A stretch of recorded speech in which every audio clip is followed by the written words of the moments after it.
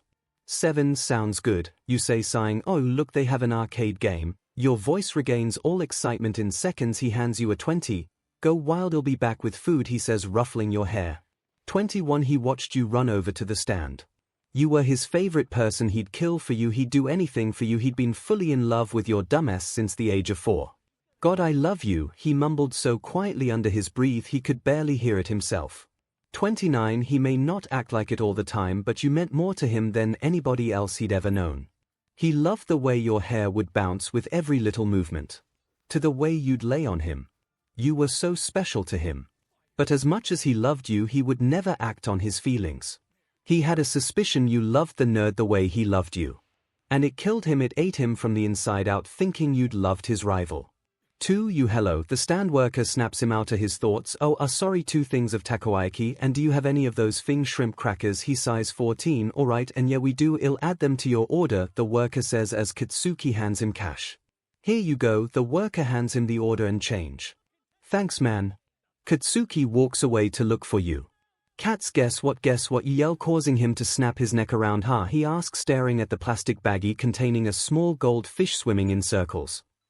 I got a fish, you bounce up and down. 29 Calm down before you kill the demon thing and got you your Fing crackers, he sighs.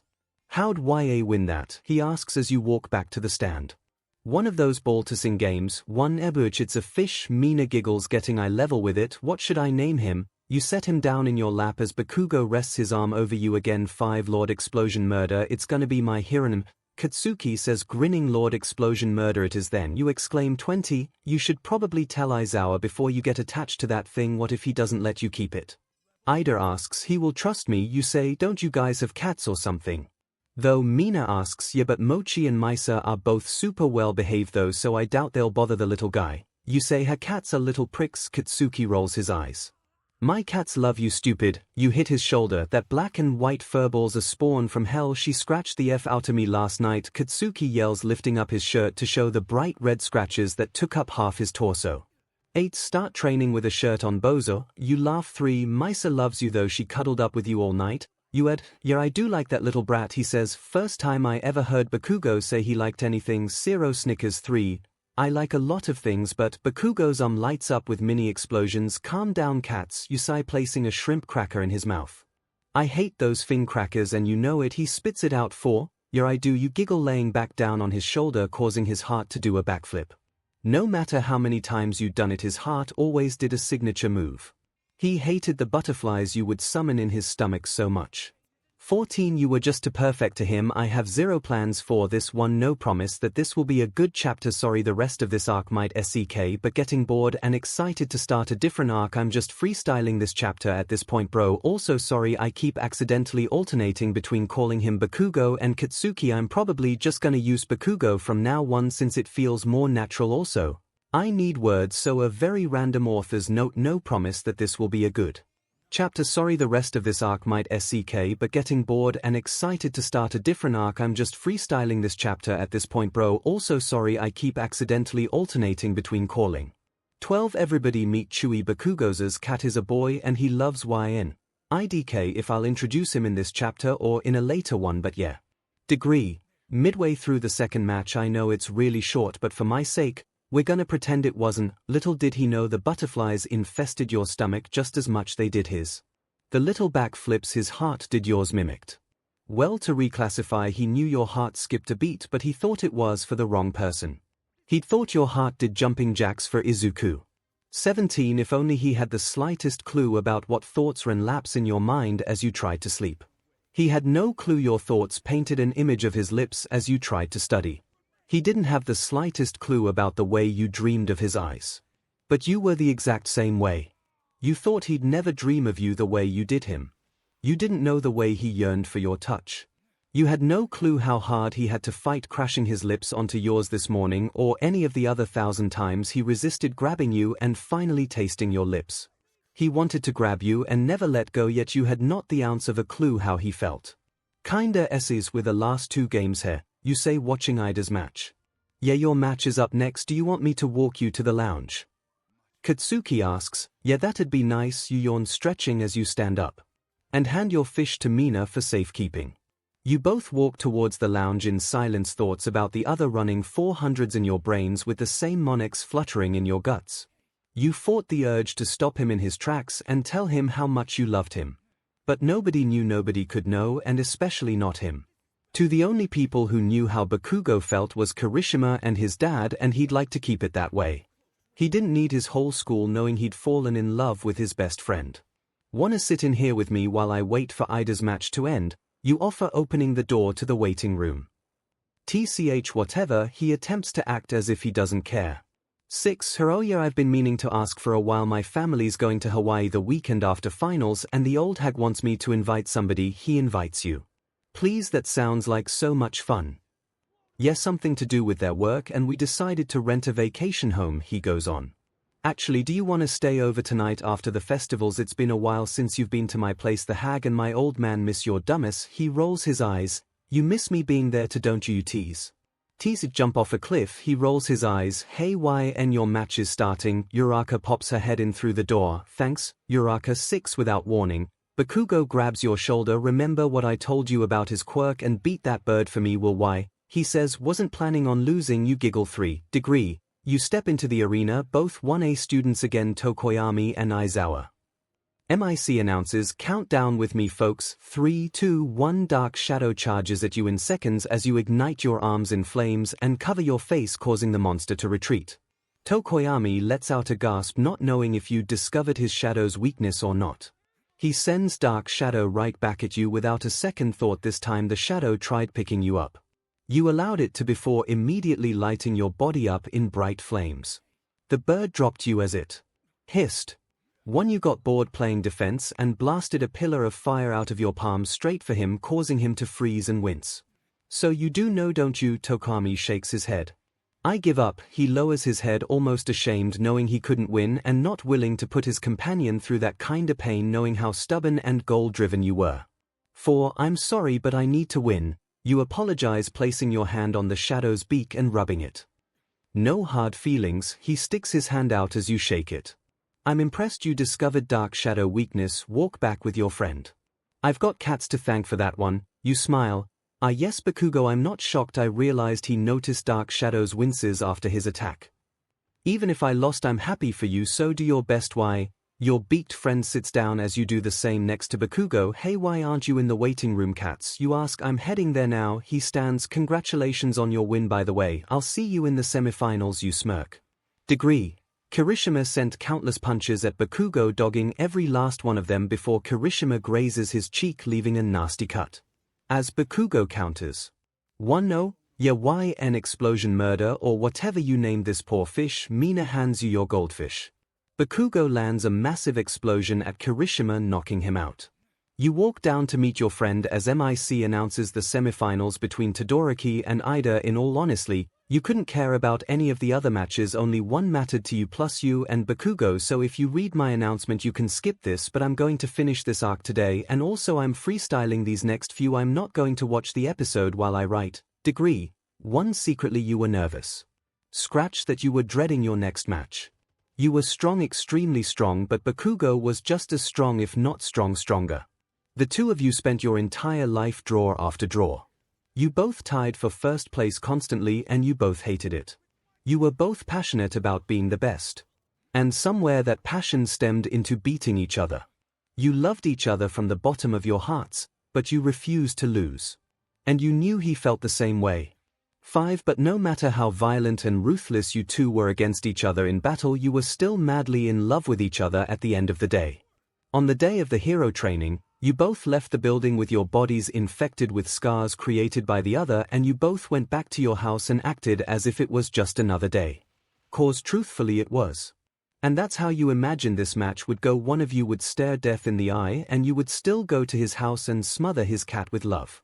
That's just how you two were. Both of your hearts were pounding. You wanted to prove you were the best, but you both understood you both couldn't come up on top this time, and you were terrified it wouldn't be you.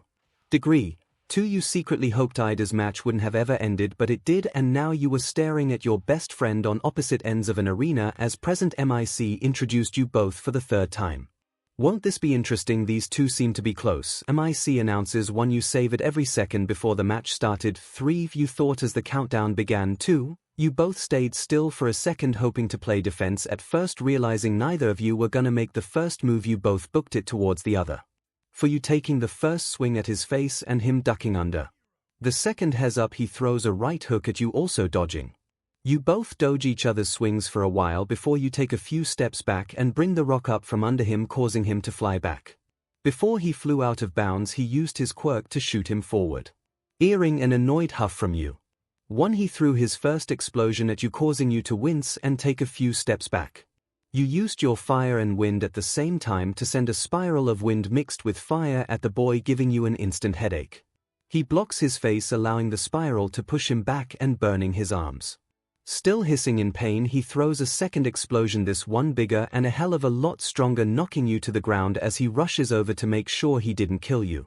2. Taking advantage of the situation, you kick him in the gut and send him into the air, slightly using your wind to try and fly him out of bounds, but just before you won the match he used the same move to push himself forward. You didn't let up though, still using your power to try and push him out of the square. You both fought, trying to overpower the other's move, exhausting you both. You more than Bakugo, you were good with all elements, but your wind and water took a lot out of you since you didn't train them as much. Which is funny since you practically only used your wind the entire festival. Your attack weakened and Bakugo won DMs and flew straight for you, jumping on top of your weakened body. He threw a few blasts toward your face. You were so weak at this point you about passed out. You were starting to give in to the heaviness in your eyelids. Why and don't you dare give up, you hear Izuku yell from the stands. You look to him, seeing the tears and desperation in his eyes. 22. Your body filled with adrenaline as you pushed him off of you, jumped back as you and removed the air from his lungs for a second, hoping to weaken him. Since when could you do that? He asks, breathing as you restore his breath. I was saving it for today, you respond, dodging one of his explosions. You knew your next move would either make or break this match for you, but it was your only shot at winning this match and you were starting to get desperate. It's not my only new move. You yell, lowering your body temperature as low as you possibly could as your body instantaneously covering in bits of ice. Bakugo stares in shock as you exert as much water as you possibly could, copying 𝗕𝗏𝗧𝗏 move from his match with 𝗧𝗏, yet still less powerful. Your body instantly collapsed. As you lie on the ground losing the fight to your eyelids, you heard Bakugo blast his way through your ice. 10. The last thing you heard was Bakugo yelling your name and midnight announcing his victory. 11. Degree 3. You woke up in one of the school's NSNG offices. You blink a few times looking for the clock. Holy s, it's already 5. I missed the finals, go damn it, why in? Bakugo wraps his arms around your neck without missing a beat. Prick, I thought I killed you. He buries himself in your shoulder. 1. Now be careful Bakugo, she's still very fragile, recovery girl says, and now for you young lady, that move was very risky. You knew your body wasn't prepared for even a smaller version of it, yet you pushed your body to go above and beyond. You need to be more careful from now on. She lectures you. 1. You've got a severe burn along your back, it is gonna scar. There was nothing I could do to stop that, I'm sorry. Along with a few other less severe burns, you cracked a couple of ribs and tore some ligaments. I don't have the slightest clue how you kept fighting during that battle. She adds, adrenaline, your dad walks through the door too. Without it, that match would have been cut in half, he sighs. 1. How'd the last match go? You ask, struggling to sit up. Your boyfriend won, your dad says as recovery girl bandages up your torso and back. 4. That 𝗕𝗏𝗃, wait, what did you call me? Bakugo realizes midway through his sentence what your dad referred to him as. 5. Nothing. Anyways, the boy said you were staying at his, so I'll head home with your fish. I'll run to the pet store before I get home and get a bowl and food for the thing. Everyone else already left, so you two should do the same once the old lady's done with you. Your dad says, walking out. 4. I love you, I'll see you tomorrow. He finishes, love you 𝗕𝗏. You're cut off by a wince as she cleans your wounds. You're ready to go, be more careful from now on. Why? She says you try getting up, struggling a little to stand up. 𝗕'll carry you, he sighs, picking you up and positioning you on his back. Thanks, cats. You rest your chin on his head. Yeah, you dumbass, he chuckles. It's over. Oh my god, the festival 𝗧𝗍 is over. 7 italics are thoughts now. By the way, what's a slow burn? Laughing face, joking, kinda not at all. Realized after writing this that Aizawa didn't give offers till after they got back, but him too lazy to go back and change it, so we'll have to deal with it. This one gonna be hella long one. Degree 1. I'm really glad you're okay, Bakugo says softly. Don't go getting all soft on me now. You giggle. I'm serious. Why? I felt like 𝗧𝗍 the rest of the game, not knowing if you were okay or not. He lowers his head a little. I don't know what the hell I would have done if I found out I did something to you. You hear him almost whimper. 3. Not knowing what to say, you wrap your arms around him even tighter and nuzzle your face into the crook of his neck. 1. Though he didn't want you to know, he cried the entire time you were asleep. He felt so ashamed he hurt you. You'd been known to fall into short-term comas, and if he caused one, he would have never forgiven himself. He knew he promised you he wouldn't hold back, but he wished he would have. 1. I'm still proud of you for winning, cats. Wouldn't have been the slightest bit worth it if you didn't wake up. He sighs as he boards the train with you still on his back. 2. He carefully sits you down on a seat towards the back of the train, sitting down next to you. You lay your head in his lap, too exhausted to sit up. He pulls out a piece of paper and skims it before handing it to you. What's this? You ask, looking up at him. It's your offers from pros. Your dad gave us all our offers. You got the most out of the class. He rolls his eyes. Got him over 6,000. You stare in amazement. 1. How'd I get more than you? Didn't you win? You ask. Crowd didn't really like me. I got booed again after you passed out. He crosses his arms. That's crazy. I only made it to the semifinals. Your eyes light up. Your dad said something about how you didn't give up and that mixing with your actual strength plus that stupid quirk you got. He looks over your shoulder to see your offers. I'm going to 𝗔𝗫. You should go with me. He points out one of your offers. Probably gonna, since I don't see 𝗕𝗏𝗏 on here. You pout. He only offered for that 𝗕𝗏𝗏 son of his. Bakugo rolls his eyes. 𝗕𝗏𝗏, you got some good offers on here. He points out 𝗕𝗏𝗏𝗏 and edge shot on your list. 42. I'm just too good. You poke his cheek. Where do you think you're gonna go? He asks, his eyes still on your paper. 𝗔𝗫, I don't really care about anybody on here, and I'd miss you if I went a week without you. You say, not expecting it to make him blush. Oh, it's our stop. You jump, forgetting how fragile your body is, and fall right back down. God, you're stupid. He places you onto his back again. Rude, you mumble as you two exit the train. The walk back to his house was a comfortable silence. You two didn't need words to enjoy the other's company. I always forget how nice your house is. You pout. You live in a Fing castle. What are you talking about? He laughs. 5. Hold on, he says as he squats down to retrieve his key from under the welcome mat, standing up and unlocking his door. The first thing you see when you walk in is his mother whipping her head around. Why, She jumps excitedly and rushes over to you, and she pulls you into a hug. The second Bakugo sits you down. You wince at the sudden pressure on your ribs. Careful, you 𝗧𝗏𝗏𝗏, he yells at his mom. Oh, I'm so sorry, I forgot 𝗵𝗃𝗃𝗏𝗏 son almost killed you. She apologizes to you before turning to lecture her son. 15. I feel shitty enough, you old woman, he yells back. His dad walks towards you guys, standing next to you as the two blondes bicker. 3. It's appealing chaos. He places a hand on your shoulder. 3. Yeah, it really is. You giggle. You did good out there today. I'm proud of you. He smiles. You gently hug his dad. His parents had always been a second family to you. It had been a while since you'd been over, but when you were younger you practically lived here. You basically had your own room in the place. They allowed you to decorate a spare bedroom. But you always ended up crawling into Bakugo's bed. The room was still there with your childhood toys and a few outfits you kept here. But you never went in there anymore. Mitsuki was rooting for you over her own son. He laughs. Oh, by the way, are you okay? You took some nasty hits, he asks, his voice turning to concern. 24. For the most part, it hurts to walk or stand since I busted a couple of ribs and tore some ligaments apparently. Oh, and Katsuki burned up most of my back, so it's gonna leave a sick scar. Plus I got a 𝗧𝗏𝗃𝗏𝗏 ton second and first degree burns from my own quirk and Katsuki's. You spewed about how much you ruined your body today as if it were nothing as his dad started wide-eyed about how nonchalant you sounded. 7. She about killed herself Bakugo-𝗧𝗧, you looked bad as 𝗵𝘃𝗍 winks at you, you almost got first in that race his dad adds now. Hey I won the whole demon thing. Katsuki says 2. You did well to his dad pats his shoulder 5. We're going upstairs, do you want me to carry you? Bakugo asks you. You respond with a nod as he picks you up bridal style and brings you to his room. I'll bring food up later, his mom shouts up the stairs as Bakugo shuts his door. God, I truly hope those two end up together, they're so good for each other. 𝗵𝘃𝗍 hugs her husband. Why no, I got a feeling they will. 𝗧𝗏 laughs. 2. You see the way he looks at her. 𝗧𝗏, she picks up a picture frame of you two hugging on your first day of middle school. He always seems genuinely happy around her. She sets the frame back down and pecks her husband on the cheek. Bakugo lays you down on his bed gently before going to his closet. You took your extra clothes home last time you were here, he says as he grabs his skull shirt and a pair of his boxers for you to wear to sleep. 27. It gets hot in here and I don't have another pair of shorts, so you're stuck with these. He blushes a little handing you the clothes. 2. I'll change in here. He walks into his bathroom. Let me know when it's cool to come out. He shuts his door. You didn't realize how sore your body still was till you tried standing and you collapsed. 𝗧𝗏. He opens the door concerned, giving you a full view of his abs, causing you to go bright red. I'm fine, I just fell. Cats go put a shirt on. You cover your heated face. I'd kill to see you without a shirt, he mumbles, praying you wouldn't hear him.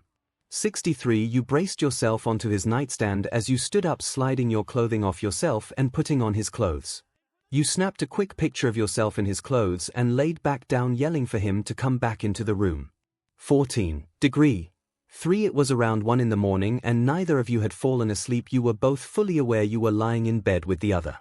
Which wasn't out of the normal, but you were in his clothing, his underwear nonetheless. 11. You were facing the wall and he was facing your back. Before you turned to face him.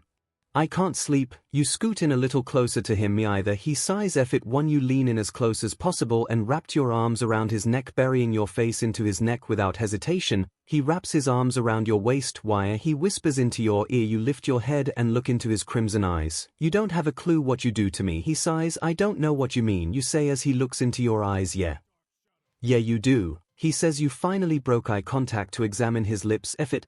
You mumble to yourself before removing the gap between the two of you and pressing your lips against his.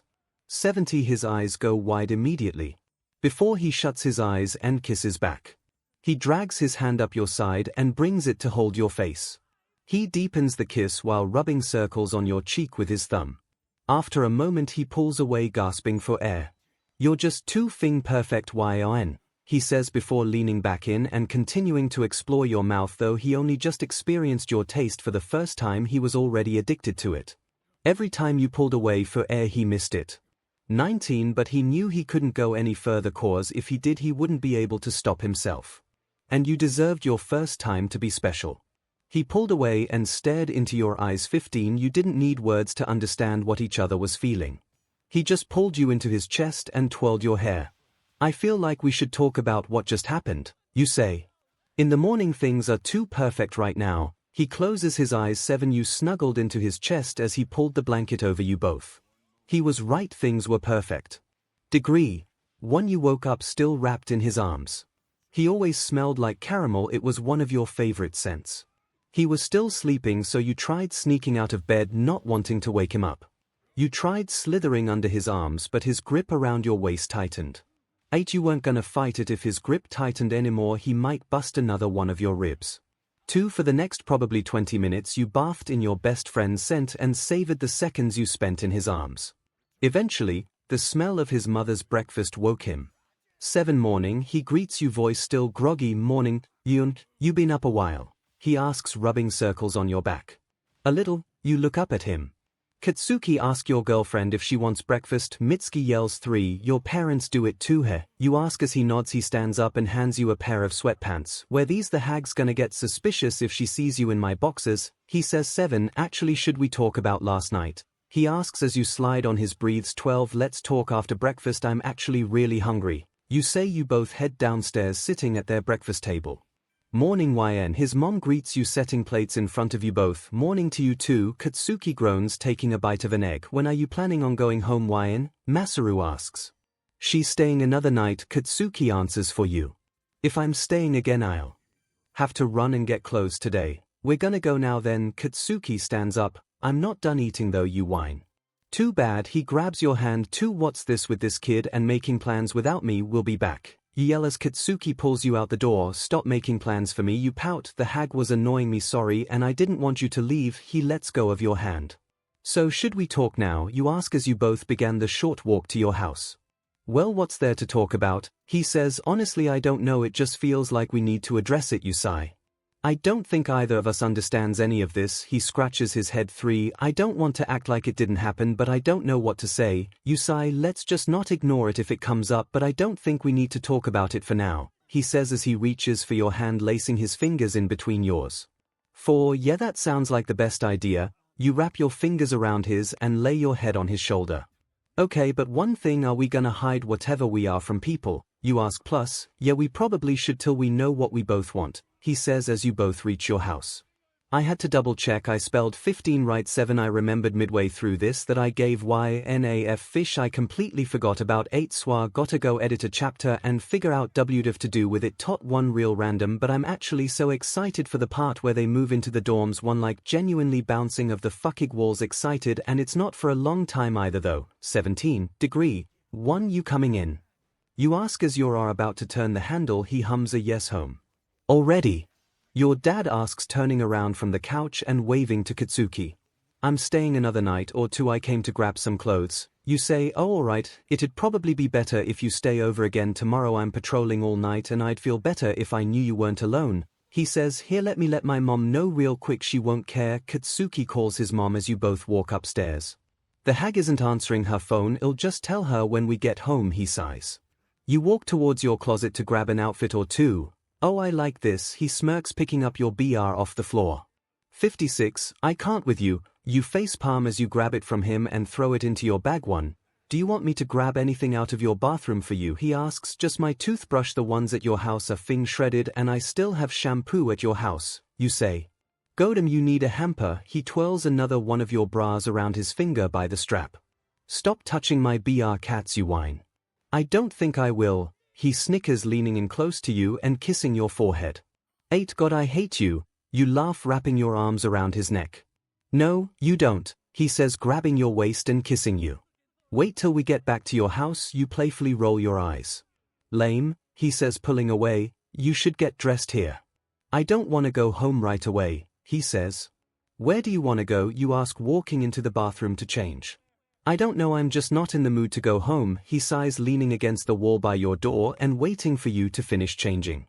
We should stop and see Izuku, you exclaim. 2. Absolutely the F not, he scoffs. I'm just joking. You laugh, exiting the bathroom. Hilarious, he rolls his eyes. 2. We should go to the mall, you say as you zip your bag shut. We're going to a park, he rolls his eyes. Fine by me, you say, putting your bag on your back. You both walk down your stairs. I'll see you later, I love you, your dad says as you walk out the door. 12. Degree 2. You both walked around a local park hand in hand. It was insane to you how one kiss changed everything overnight. You guys had always been platonically affectionate, but it all just felt different now. Hey, Bakugo, why are you two holding hands? You both WHP your heads around immediately to see Kaminari and Zero. We weren't Sparky, Bakugo says, dropping your hand. Anyways, what are you guys doing here? Zero asks. 1. What's it look like we're doing? We're going for a walk, Bakugo rolls his eyes. We're going to meet Kirishima at a cat cafe down the road, you should join us. Kaminari offers. 1. Absolutely not, that sounds nice. Bakugo's cut off by you dragging him by the wrist towards the pair. If you get to make plans for me, I get to make them for you. You giggle. 𝗕𝗫𝗏𝗏, he says as the 4 of you make your way towards the local cat cafe. 6. Degree 1. Yo, you guys made it. Oh hey, you two. Kirishima says from a booth as you guys walk in. We caught these two holding hands at the park on our way and invited them with us. Kaminari snickers. 𝗕𝗫𝗏, you didn't catch us, dunce. Katsuki scoots into the booth in between you and Kirishima. 2. I'm gonna go order for us. What do you two want? Zero asks you, and Bakugo, will you get me carrot cake please? You smile. 2. I'll just share with the bat. He folds his arms. Do you think we can go to the pet store after this? You lay down on Katsuki's lap. 1. I wanna see bunnies plus I know my dad got a bowl and food for the fish but I wanna decorate his bowl. You say 1 whatever, he sighs. A few minutes later 𝗧𝗫 comes back and sets a small cake in front of Bakugo. Sit up and eat or I'm gonna spoon feed you. He looks down at you. 4. Looks like you're gonna have to feed me. You giggle, not actually expecting him to shove a fork in your mouth. 3. First of all, oh, that was really rough, you whine. Get used to it, he snickers, shoving the fork back into your mouth. They are literally a couple, Kaminari sighs. 5. Shut the F up, 𝗬𝗫𝗍. Katsuki rolls his eyes. 1. You're mad cause he's right. Kirishima laughs. He's not. You stick your arm into the air to flip off the two of them. 13. Degree. 1. You 5 stayed at the cafe for about an hour before you and Katsuki left to head to the pet store. 1. Degree. 1. Can you carry me? Starting to get tired, you ask Katsuki. He doesn't even reply with words, he just picks you up and places you on his back. You place your head into the crook of his neck and just enjoyed the seconds you spent with this boy. Everything just felt right when he was around. Bro, I'm actually freaking out. I literally thanked you for 300 reads yesterday, 400 is wild ty all smy all tot 10 literally last chapter 1 was thanking you for 300 ty all for reading, love. Degree. 1. Or look at him, cats. You point at the small grey bunny in the glass enclosure. He's cute, he says as he squats down in front of the glass. Hi. I see you found the rabbits, would you like to hold one? A worker comes up to you. Why not? Katsuki shrugs as the worker opens up the case, placing a rabbit in his arms. You're a natural, do you have a rabbit? The worker asks him. I have a cat, he scratches the rabbit's head. You wanna hold the thing? He turns to look at you. You nod as he passes it to you. Do you have a cat as well? They ask. 2. You smile, petting the bunny. 1. He's so soft, you say in awe. He's up for adoption, they let you know as your eyes light up with excitement. 5. I know what you're thinking and it's not happening, you got a fish yesterday. Katsuki reads your mind as he carefully takes the rabbit from you and hands it back to the worker. 2. Thanks, you say to the worker as you and Katsuki head toward the fish decor. Degree. 1. He was so soft though, cats, you whine, picking up a fake plant and placing it into your basket. If you got a rabbit your dad would feed it to your cats. He rolls his eyes. No he wouldn't. You pout. You don't need a rabbit. He places a bag of colorful pebbles in the basket. Look at this, it's Squidward's house. You giggle as you show him the tank decoration. 2. They have the pineapple one too. He points to the one behind it. 6. Ha, look at this one. He holds up a bong-shaped decoration and sets it in the basket. 12. Do you think we need anything else while we're here, you ask. 1. I think we're good for now either way. We should head back, we've been out for a few hours now, he says, wrapping your hands in his again as you walk to the checkout. Thanks for stopping in, and if you change your mind about the rabbit you can always come back. The worker waves as you both exit the checkout. 2. Degree. 2. Hag, we're back, Katsuki says, walking into the house. You guys were out for a while, where did you go? She asks. A couple of places, we held a bunny though. Your voice goes high-pitched in or picturing the bunny. You both head up the stairs to his room. Chewy, you yell as you open the door and see the cat lying on Katsuki's bed. 8. You drop the bags on his carpet and run over to his bed. You jump on the bed and begin petting his cat. That cat loves you more than it loves me. Katsuki lays down next to you and pulled you closer to him. He hugged you from the back and placed his chin on your head. I'm tired, he groans, mixed with a little yawn. Napping buddies, you joke as you play with his hair until you hear him begin snoring soon after you fell asleep too. 5. Degree. 1. Hey Katsuki, wake up. His dad shakes him lightly. Leave me the F alone, he groans, hugging you tighter. Your mom's taking us 4 out for dinner, he says, still shaking his son. Katsuki mumbles profanities as he opens his eyes. We're leaving here soon so you should probably wake YN up too. He points out the HC girl wrapped in his arms. 7. Whatever, get out of here, old man. He rolls his eyes and shoos his father. 1. Dress nice, he says, shutting the door and walking out. He had a feeling something happened between the two of you, and walking in on you both cuddling confirmed it. He'd known about Katsuki's crush on you after he accidentally admitted it to him one night. 1. His dad promised not to tell his mother or anybody for that matter. He understood how embarrassing it would be for him if his wife found out, or well, had it confirmed. He was positive she had her suspicions. He was happy for his son truly. He saw the way his eyes lit up whenever you walked into the room. He laughed around you more times in a day than he did with anybody else his entire life. He knew you were both young and could change, but he truly hoped Katsuki spent his life with you. Oh yeah, have Wyan meet your mom in her office. Once she wakes up she wants her to wear one of her newer designs. His dad peeks his head in the door. Yeah, whatever, just get out of here, he says as he turns to you and begins shaking you. Hey dumbass, the hag wants you, he says as your eyes flicker open. Here for what? You sit up yawning. We're going out for dinner and she wants to have you wear one of her dresses. He walks over to his closet. What time is it? You ask, patting the bed and trying to find your phone. Like 5 I think. He pulls out a red dress shirt and a pair of black jeans. Alright, I'll be back, you say, walking out of his room and into his mother's office. Both of Katsuki's parents worked in the fashion industry, so every once in a while Mitsuki would ask you to model one of her designs. 5 You knock on the door of her office. Oh Wyan dear. Come in, she says behind the door. You comply, walking into the office and seeing her holding up a simple yet gorgeous dress. It was a strapless knee length and it was a appealing shade of cherry red with a silk tie where the top met the skirt in a slightly darker color than the rest of the dress. For your jaw hit the floor, it was appealing. It's perfect, you squeal as she hands you the dress. This one's yours to keep too. She winks. Really? Oh my god, thank you. You hug her. Of course you loved every one of her designs, but this one was probably one of your favorites. Go try it on, she giggles at your excitement. You walk back into Katsuki's room to change. He was already downstairs with his father, so you walked into his bathroom to put the dress on yourself. It fit like a glove, it hugged the right places and the skirt was just the right amount of puffy. Plus it was going to match Katsuki's shirt. 𝗬𝗧𝗏. Shoes, you mumbled to yourself, realizing you only brought a pair of beat-up Air Forces. You checked his closet hoping you left any other pairs of shoes. You let out the biggest sigh of relief seeing a pair of black platform ankle strap heels you must have left at one point. 11 You brushed out your hair a bit and headed downstairs. Katsuki didn't notice you at first till his mom and dad both turned around and began complimenting you and the dress. Oh my god. It looks amazing on you, hun. She compliments, you look good. His dad smiles. What are you?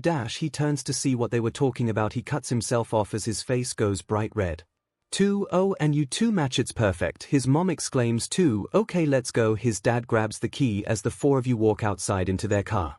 You slide into the window seat and he sat next to you. You look ready good, he mumbles, pushing a strand of hair behind your ear still bright red. Thanks, Cats. You lay your head on his shoulder.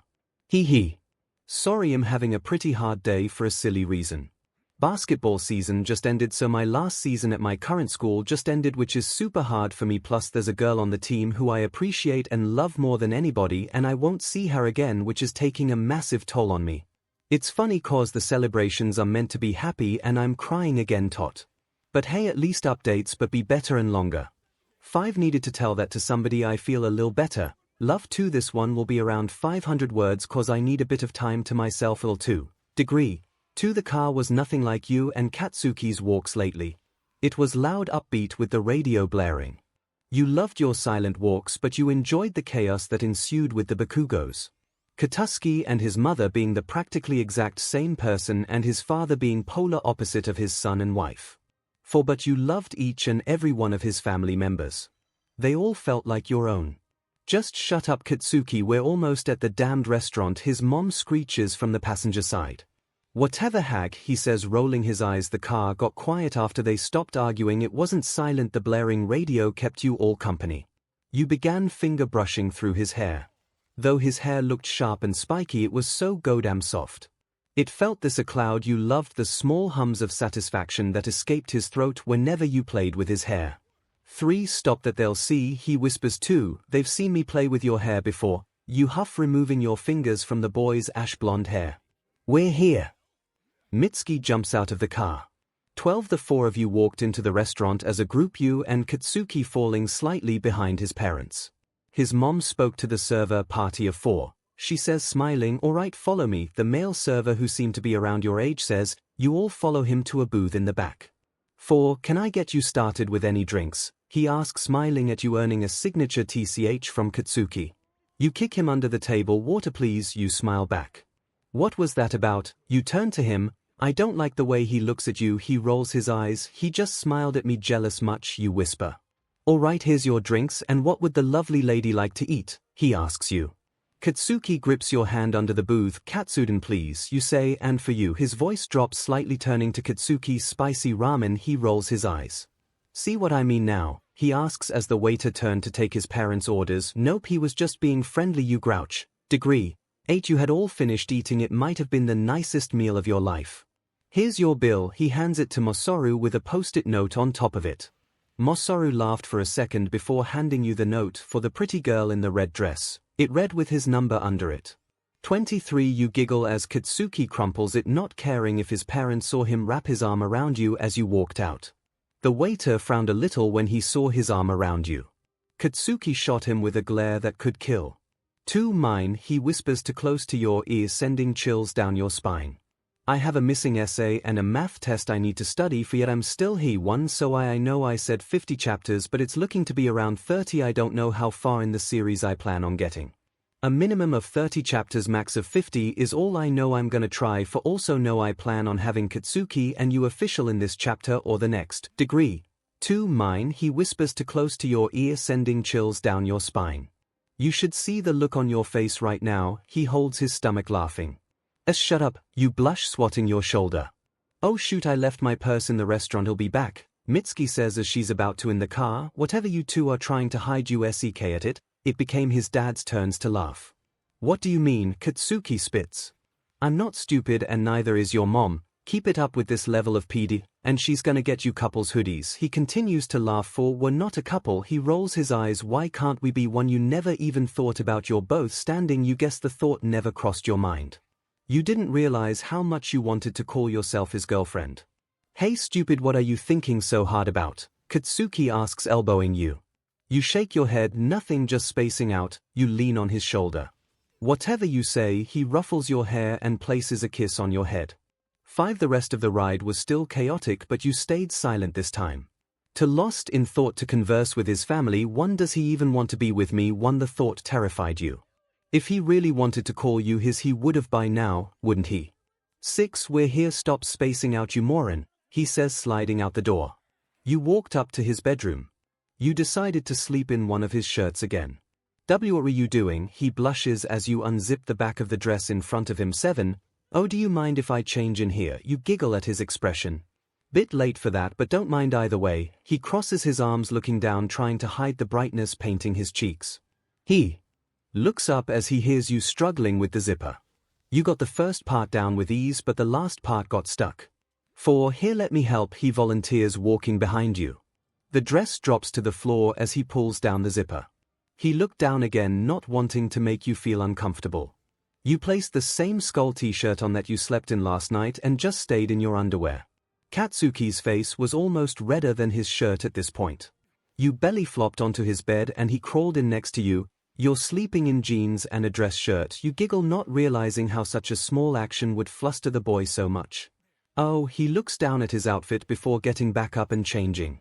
You'd seen the boy shirtless countless times, but his physique never failed to impress you. The boy looked like a Greek god hand chiseled him. See something you like? He snickers, noticing you're staring. 3. Yes, you say, your expression not changing. His cheeks went slightly pink, not expecting your response. You have no goddamn shame. He threw his dirty shirt at you. 5. You slide over a little, giving him room to lie down. He extends his arms, signaling for you to wrap yourself in them. You did just that and nuzzled your head in his chest. Cats, you look up at him. He looks down at you. What are we? You look back down, playing with the fabric of his shirt. What do you want to be? He asks. Your girlfriend. You look at him again. Then that's exactly what you are. He kisses the top of your head and lays his chin on it. 18. You blush a little, doing a little happy dance in your head. He wouldn't let you know, but he was doing the exact same cheer in his head too. 9. 𝗔𝗂𝗁𝗍𝗂𝗁. 3. Morning, the blonde boy says from his desk. Morning, you yawn, sitting up. We're going out. We won't be back till pretty late. You two behave yourself. Mitsuki walks in suddenly. 2. If you're gonna have 𝗧𝗫𝗫𝗁𝗍𝗂𝗁 cuts her off. Get out, old woman. He chucks a pen at her. 17. Condom Sarah in my room. She mixes her words, shutting his door before he can throw anything else at her. 35. Well, should we us dash? You begin to joke. Shut the fuck up. He cuts you off. It was your turn to be hit in the face with a pen. 6. The rest of the day was spent with you playing with Chewy and getting your butt kicked in Mario Kart. 5. 𝗔𝗂𝗁𝗍𝗂𝗁. 1. It's so weird that people recognize us from TV. Everyone wanted to talk to me on my way here, Mina says. Yeah, me too. 𝗕𝗁𝗁𝗲 exclaims, people were staring at me, it was kind of embarrassing. 𝗧𝗫𝗫𝗀 adds one, you won't believe what a bunch of elementary brats yelled at me. 𝗧𝗫𝗁𝗲 nice try. 𝗧𝗬 guesses one, we're like celebrities, you giggle for weren't you already kind of celebrity though? Why? 𝗔𝗪 asks, I mean with both your parents being popular heroes and all I used to see you and your family on the news a lot. She adds, kinda, but I never really got attention on the street before a group of kids asked for me and Kat's autographs on our way. You respond, did you two spend the entire weekend together? Denki asks, of course, she's my girlfriend. Katsuki barks, causing the entire class to stare at you both and your checks to go bright red. 16 Were they denying it literally the other day? 𝗧𝗪𝗧 whispers to 𝗕𝗁𝗁𝗲, earning a nod from him. The color in Izuku's face seemed to drain a little. 72 Morning, and want to elaborate. Katsuki, your dad walks into the classroom for I'm dating Y and he deadpans, how is this so easy for you? You cover your face flustered. We were only hiding it till we figured out what we were though, right? He asks you, I suppose it's just you say it like it's nothing. You lift your head a little to look at him. Well, can't say I'm shocked. Your dad sighs, you're out of band as Mr. Aizawa, that's good news. 𝗧𝗬 says 3 The old lady went a bit overboard on her treatment. Anyway, we have a big class today on hero informatics. The entire class gets stiff 7, you need code names. Time to pick your hero names, he continues as the class cheers. He activates his quirk, scaring you all. He begins explaining the draft pick and how it's related to our hero names. I already gave you your lists, but take another look. He pulls up the numbers. YRN probably got people with some big names. Mina exclaims, I did. You cheer edge shot Genist and Hawks were the most notable ones though. You continue 6 Dude the number 3 and 4 heroes want you know fair. Denki whines, get good. You snicker 5 as Midnight walks and begins explaining the importance of picking a good name. Midnight gets final approval of your names. I'm taking a nap. Your dad zips up his sleeping bag. You begin scribbling a name onto your board. Pretty basic, but it fits the best. You sigh, not being able to think of a better name. 5M Mina and 𝗧𝗬 go before you present yours. It's basic, but it was my grandpa's plus nothing else fits as good. You sigh, presenting your board to your class. Element Hero, Elemental 27, it's pretty and you're right, it fits you really well. Mina exclaims, plus it's a tribute to your grandma, that's so manly. 𝗕𝗁𝗁𝗲 adds 7 You sit back down and 𝗕𝗁𝗁𝗲 presents his and most of the class goes after him until Katsuki King Explosion Murder. He practically growls. 1 Oh yeah, like my fish. You say 8. I'm gonna say that's too violent. Midnight sends him back. Once everyone had picked a name minus Katsuki, who had to think is over, we went back to talking about our offers. It's time to actually pick who we're interning with. I'm sure you've already picked, but you gotta turn them in by the weekend. So who are you going with? Y and Momo asks you. I'm going to best Genist with Katsuki. You smile. Thank you so much for 500 reads. 𝗕𝗏𝗏. Oh, by the way, I changed YN's hero costume. It was too extra in my opinion. I kept it though for a while since it was something to the original plot before I changed this story a lot, but I haven't used YN's costume in the story yet, so it shouldn't matter. Just take a quick look at the info chapter if you'd like to see. It won't change too much. If you don't, just might miss some descriptive lines. 𝗓𝗏. I don't feel like watching the episode since Best Genist and Katsuki weren't in it much, so I'm writing it in my own little way so quotes won't be accurate more than likely. Degree 1 Bit of a time skip. Degree 1 Everyone has their costumes right. Your dad asks you all, remember you don't have permission to wear them in public and don't lose them or anything. He continues, gotcha. Mina cheers, speak properly. It's yes sir Ashido. He glares at the pink girl. 4 Yes sir, she pouts. Make sure you mind your manners with the other pros during your internship. He says, now get to it. He gives you all permission to board your assigned train. After your dad was done giving direction, you walked over to your boyfriend. He ruffles your hair as you lean against the pillar next to him. You're gonna ruin my hair. You pout, fixing your hair. Oh well, he says, doing it again. Train's gonna be here any second. You ready? You ask 𝗕𝗏𝗁𝗲. Of course I'm ready. What kind of a question is that? He rolls his eyes. It's gonna be a long week, you whine. The train's here, let's go. He begins walking and wraps his fingers in yours, pulling you along with him. You both found a seat toward the back of the bus. You laid your head on his shoulder again. It had become a little form of affection for you. Except for this time he laid his head on yours too. You two moved quickly, that was for sure, but you both had yearned for years for what you had now. It baffled you how a few kisses and handholds lead to a relationship the next night. You two hadn't even confessed your feelings, you didn't need to. You knew he wanted to be your boyfriend as much if not more than you wanted to be your girlfriend. 6. We got a long ride, neither of us slept much last night, so you should sleep till we get there. He closes his eyes. You hadn't left his house since after the festival, spending the last 5 nights in his bed and now spending another week at an agency with him. You respond with a small hum, agreeing and shutting your own eyes now. 4. Degree. 2. The two of you being here at once was planned. These were some of the first words 𝗵𝗃 spoke to you two. His only previous words were to change into your hero costumes.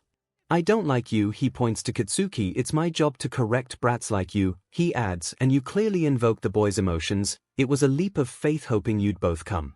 It all worked out in my favor, thank God, he continues. 3. I'm not your biggest fan either, don't get the wrong idea, your behavior was immature.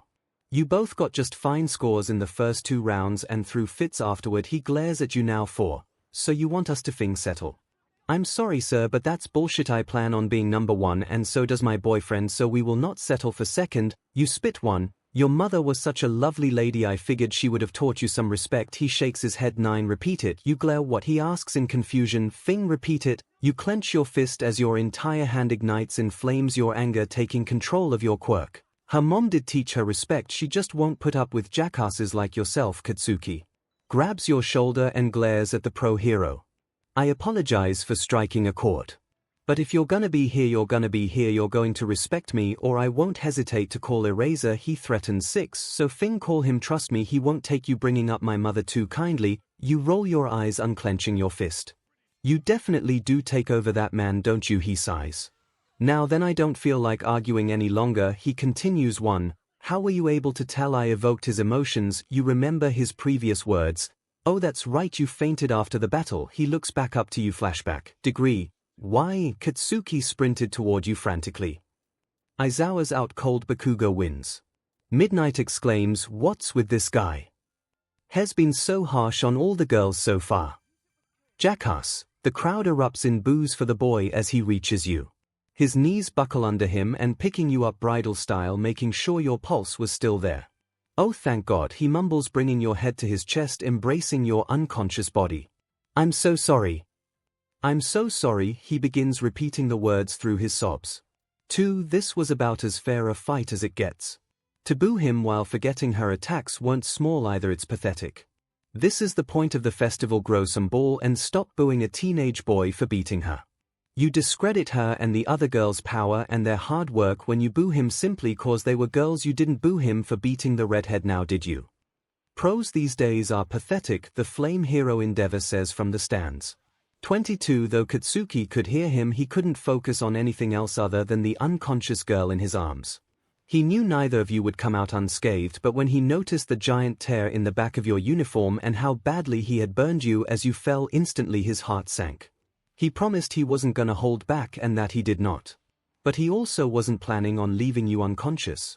He wanted to quickly blast you out of bounds. He knew fully well his heart didn't hurt this much when Uraraka had passed out for exactly the same reasons. Please wake up quick, love you, he whispered so the audience or mics wouldn't pick it up. 2. He ended up carrying you bridal style to recovery girls over and spending as much possible time he could by your side. They had to chain him up due to his unsatisfying win against 𝗕𝗏𝗄𝐻. Though you had technically won 3rd place, you were still unconscious, so Ida was meant to accept the medal for you, but he as well had disappeared, so Tokoyami in 5th place accepted your medal for you. Bakugo's heart hurt ever more seeing the spot where you were supposed to stand be occupied by a bird-brained extra. Degree. 2. Present. The blonde looked at your boyfriend, noticing a desperate look on his face, begging him not to share the story. Though he didn't speak, he could read the boy's face like a book. Not important what is though is you two putting these on. He dodges your question, earning a slight nod. In replace of a thank you from Katsuki, he hands you both a pair of skinny jeans. 12. You're Fing with me, right? You laugh. 1. I'm 100% serious, young lady. He eyes shoot daggers at you. You want me to put this under a bodysuit? You return his look, or over, it's your choice. He says, you're Fing psycho. You mumble, walking into a nearby bathroom. Katsuki stays there, not moving. Gnist looks at him waiting for him to move. Not gonna effin' happen, he deadpans. Now his glare gets icier. No chance in hell you 𝗕𝗵𝗶𝗍𝗔. He'll tell her everything about after she fell asleep. He threatens, you wouldn't dare. Katsuki's hand lets off little explosions. Why? Be a dear and come back out here for a 𝗕𝗫 is cut off by Katsuki's angry mumbles and turning towards the bathroom. 4. Degree 1. Your hair seems to be fine. He turns to you. Would you mind coming into a side part though? He asks. You comply, picking the comb off the table and brushing it to the side. 10. So far this pro hero brought out your inner Katsuki.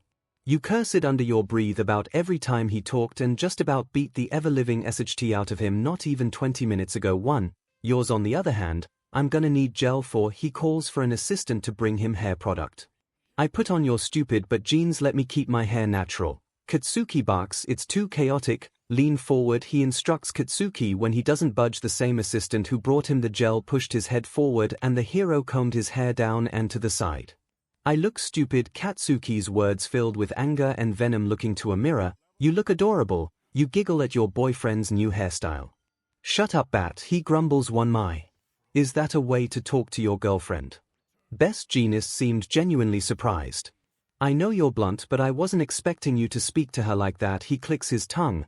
I talk to everyone like that. Bite me, you fing twat. Katsuki spits. 11. Why him? He hero turns to you. 5. Nobody else compares. You shrug.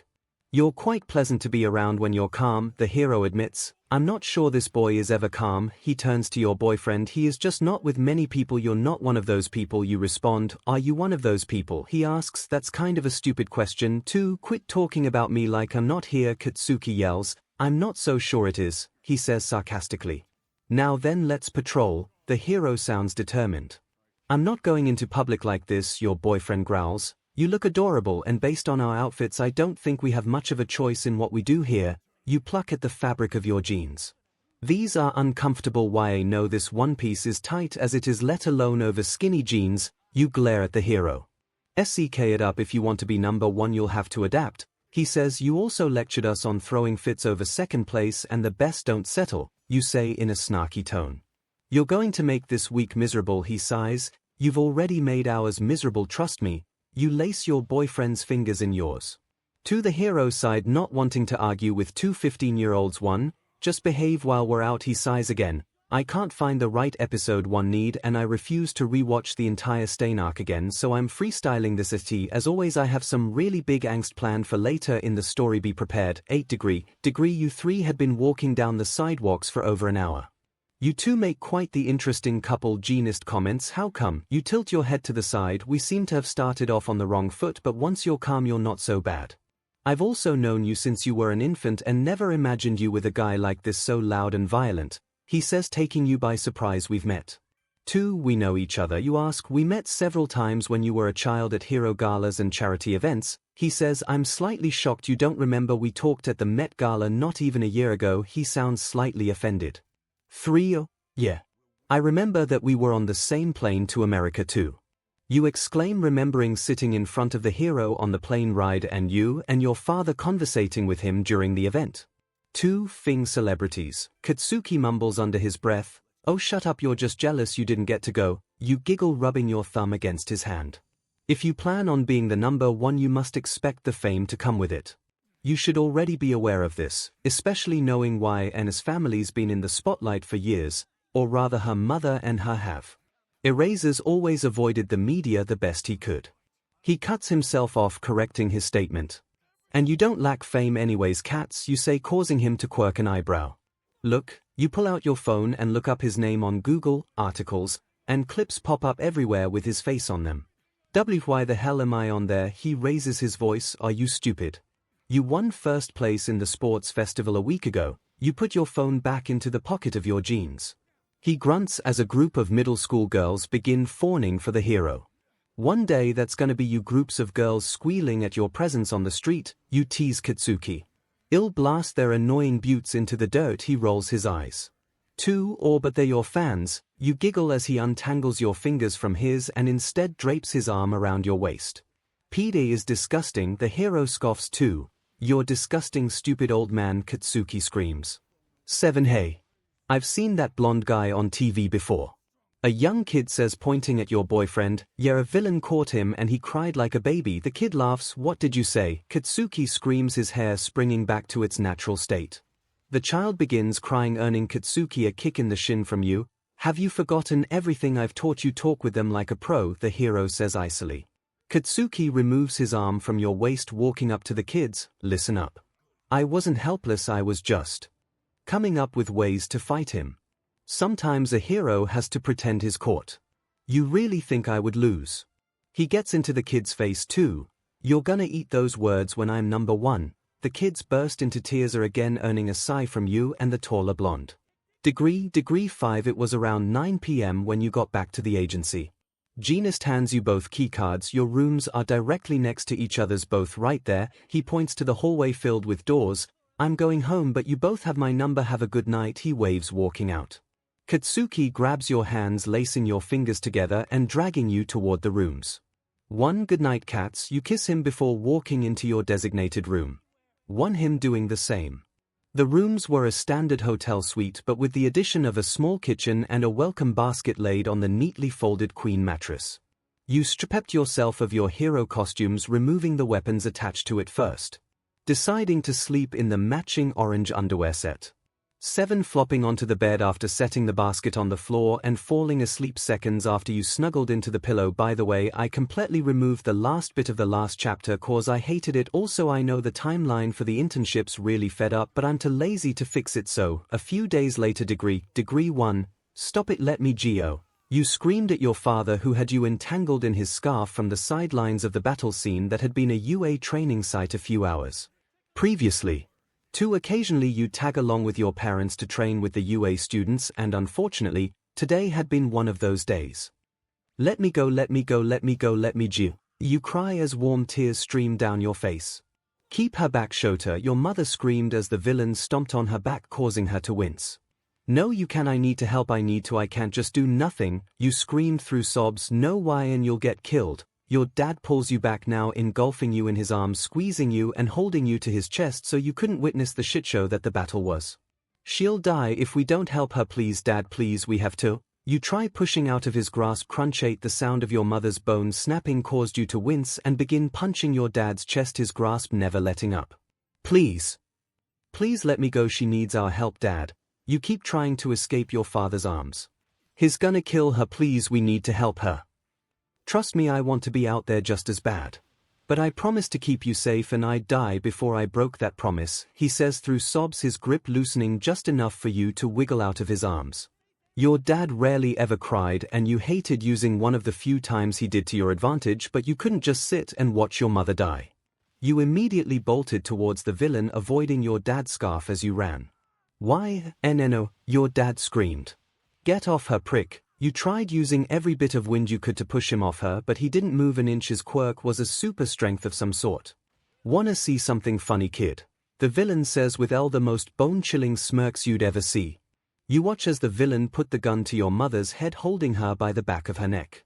1. Stop it, no, I'll kill you. You scream as your dad's capture weapon pulls you back for the second time. "I'll stab you, Godman prick," you screech, squeezing your eyes. You don't know if the adrenaline finally hit you or what demonic power came over your body, but you ripped straight through your dad's scarf and bolted back toward your mother. "Thought you wanted to be a hero? That doesn't sound very heroic to me," the villain snickers. You held out your hand to your mother, praying that she'd reach back and you could pull her to safety. But things don't seem to always go to plan, do they? 2. Bang 6. It felt like the entire world went silent. The silence echoed through what once was a mountain used for training. You fell to your knees and stared at the woman that you'd caught just as the bullet blew through her skull. By some miracle she didn't die instantaneously. 2. She struggled to move any muscles, but you could see the smallest tug at her lips. The lights from the news helicopters illuminated on her face as they recorded the entirety of your last moments with your mother. "I love you," she whispered as your dad fell to his knees beside you and stared at the woman. She attempted to lift her arm and cup your cheek, but her arm went limp. Your heart dropped to your feet. She died with the purest smile painted on her face. 3. Her eyes remained open, but they weren't her eyes anymore. Her eyes were always filled with excitement and joy, but in this moment her eyes were dull and filled with sorrow. 7. You couldn't speak. You tried, but it was like your voice box was crushed. till suddenly it was like it sprung back to life. Monster, you whispered as you stood up. What was that, kid? He laughed at your tears. You're a monster. You balled your fist and squeezed your eyes. Oh my god, you laughed in a maniacal voice and scrunched your hair in your hands. You had lost it. You ran towards the villain and landed a kick square in his nose, knocking him to the floor. Once you had him on the ground, you stepped on his throat. You beach, he yelled as his quirk kicked in and he stood up, pushing you off him with ease. Fine, wanna be that way, we can be that way, he chuckled as he grabbed your neck and squeezed it tighter by the second. YIN. Your dad screamed your name as he tried to cancel the villain's quirk, but it didn't matter, he didn't need his quirk to strangle you. Get off her, she's a child. Suddenly a burst of flames took up your entire field of vision. 6 though you wish you could have seen your idol whop this monsters, but the loss of oxygen took you out as he dropped you to the ground. 3 𝗔𝗂𝗁𝗵𝗃𝗗𝗵 katsuki, best genist, and a couple of sidekicks were all huddled over your bed. 12 you gently brushed your cheek, noticing it was damp from tears. Do you get nightmares? One of the sidekicks asks, earning a nod from you. Used to. They stopped for a while. You mumbled, drying your cheeks. We all heard you screaming and ran in here, it worried us, another sidekick says. Was it about your mom again? Katsuki asks. One you simply nod, still barely having the energy to form a sentence.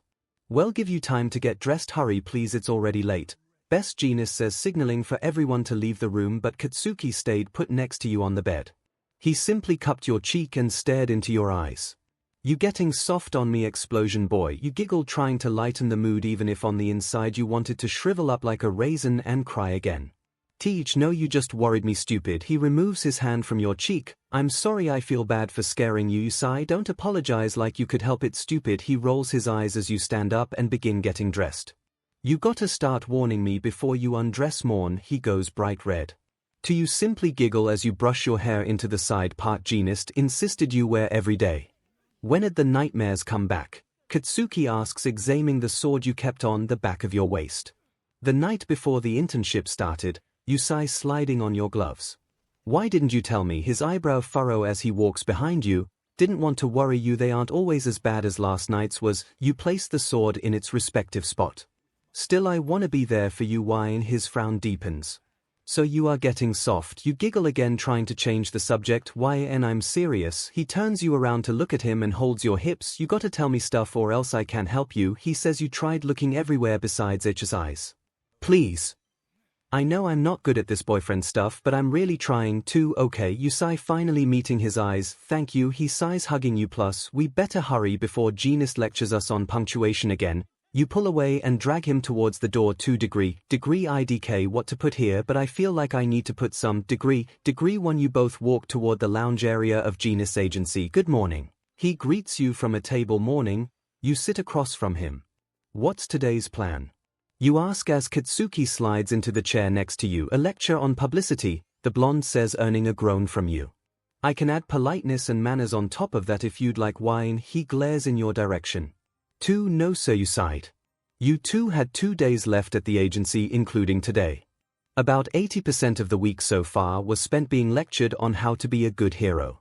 10% was genist trying to fix Katsuki's hair. The last 10% was patrolling. God, I really fed up coming here. 1 Hawks offered for you an 𝗧𝗏 and you choose a perfectionist in jeans. 15 𝗧𝗏 is basically the coolest mothif alive, and yet I'm with this BS too, all because your hot-headed boyfriend wanted to come here. 3 You internally screamed at yourself for your stupid pick of an internship. This is what Dad meant when he said to pick wisely. You had been long spaced out by now.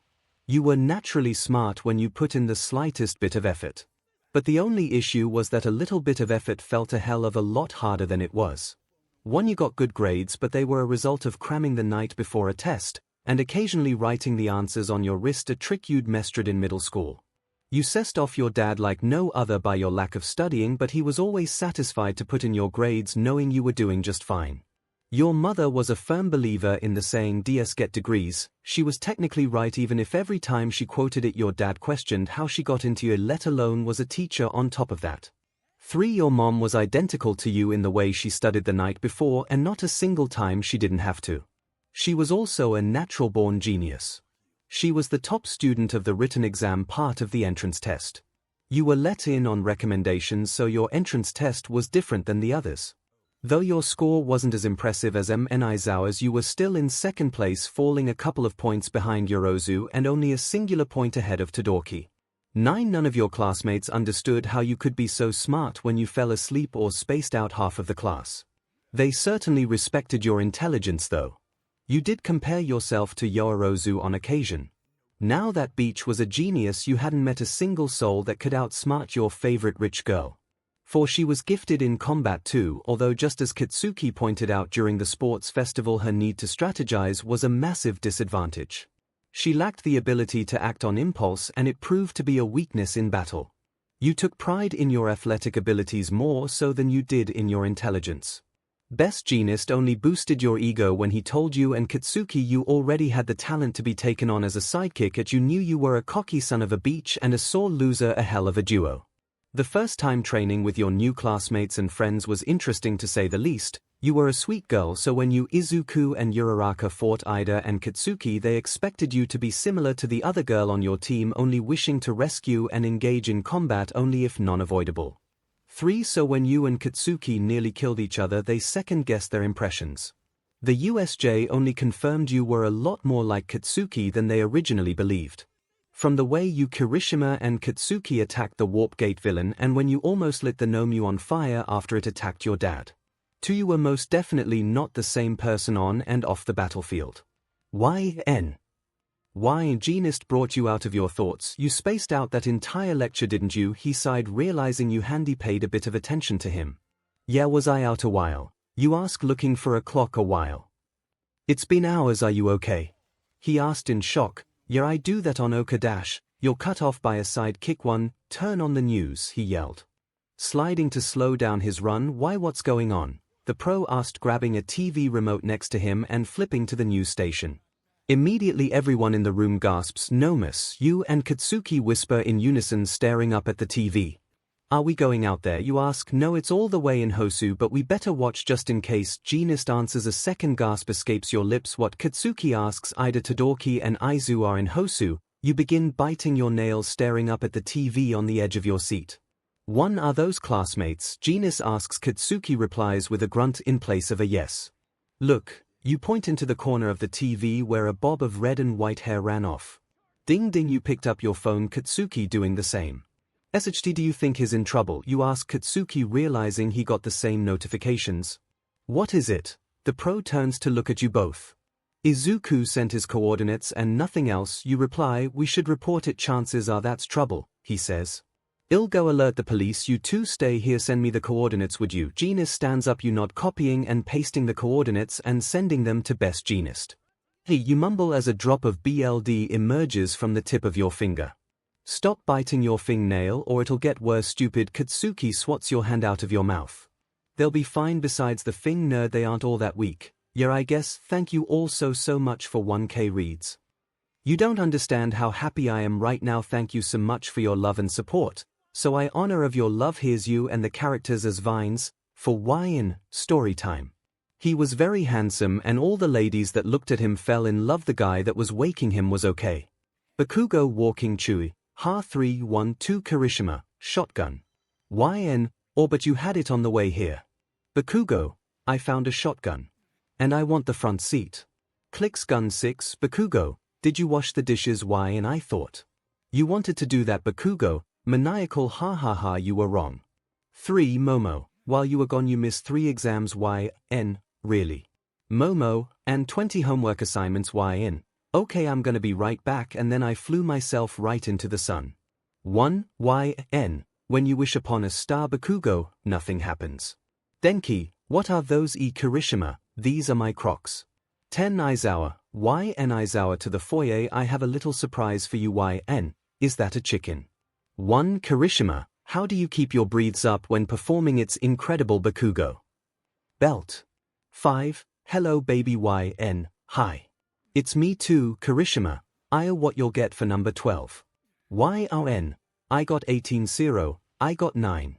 5, 1 Denki, I got Abraham Lincoln for some reason I don't. 9, I spilled lipstick in your Valentino bag. Aizawa, you got lipstick in my Valentino white bag. 12, 𝗵𝗃𝗵𝗃 Aizawa, get out me car yn, or Mina, hey how your Bakugo growling Mina, 𝗕𝗏𝗍𝗄𝗏 in dog beach yn, it don't bite Mina, yes it do 8, drunk yn, I'm washing me and my clothes sober Bakugo, she drunk as fyn, beach am washing me and my clothes ida, you freaking fricks. 1. When will you learn? When will you learn your actions have consequences?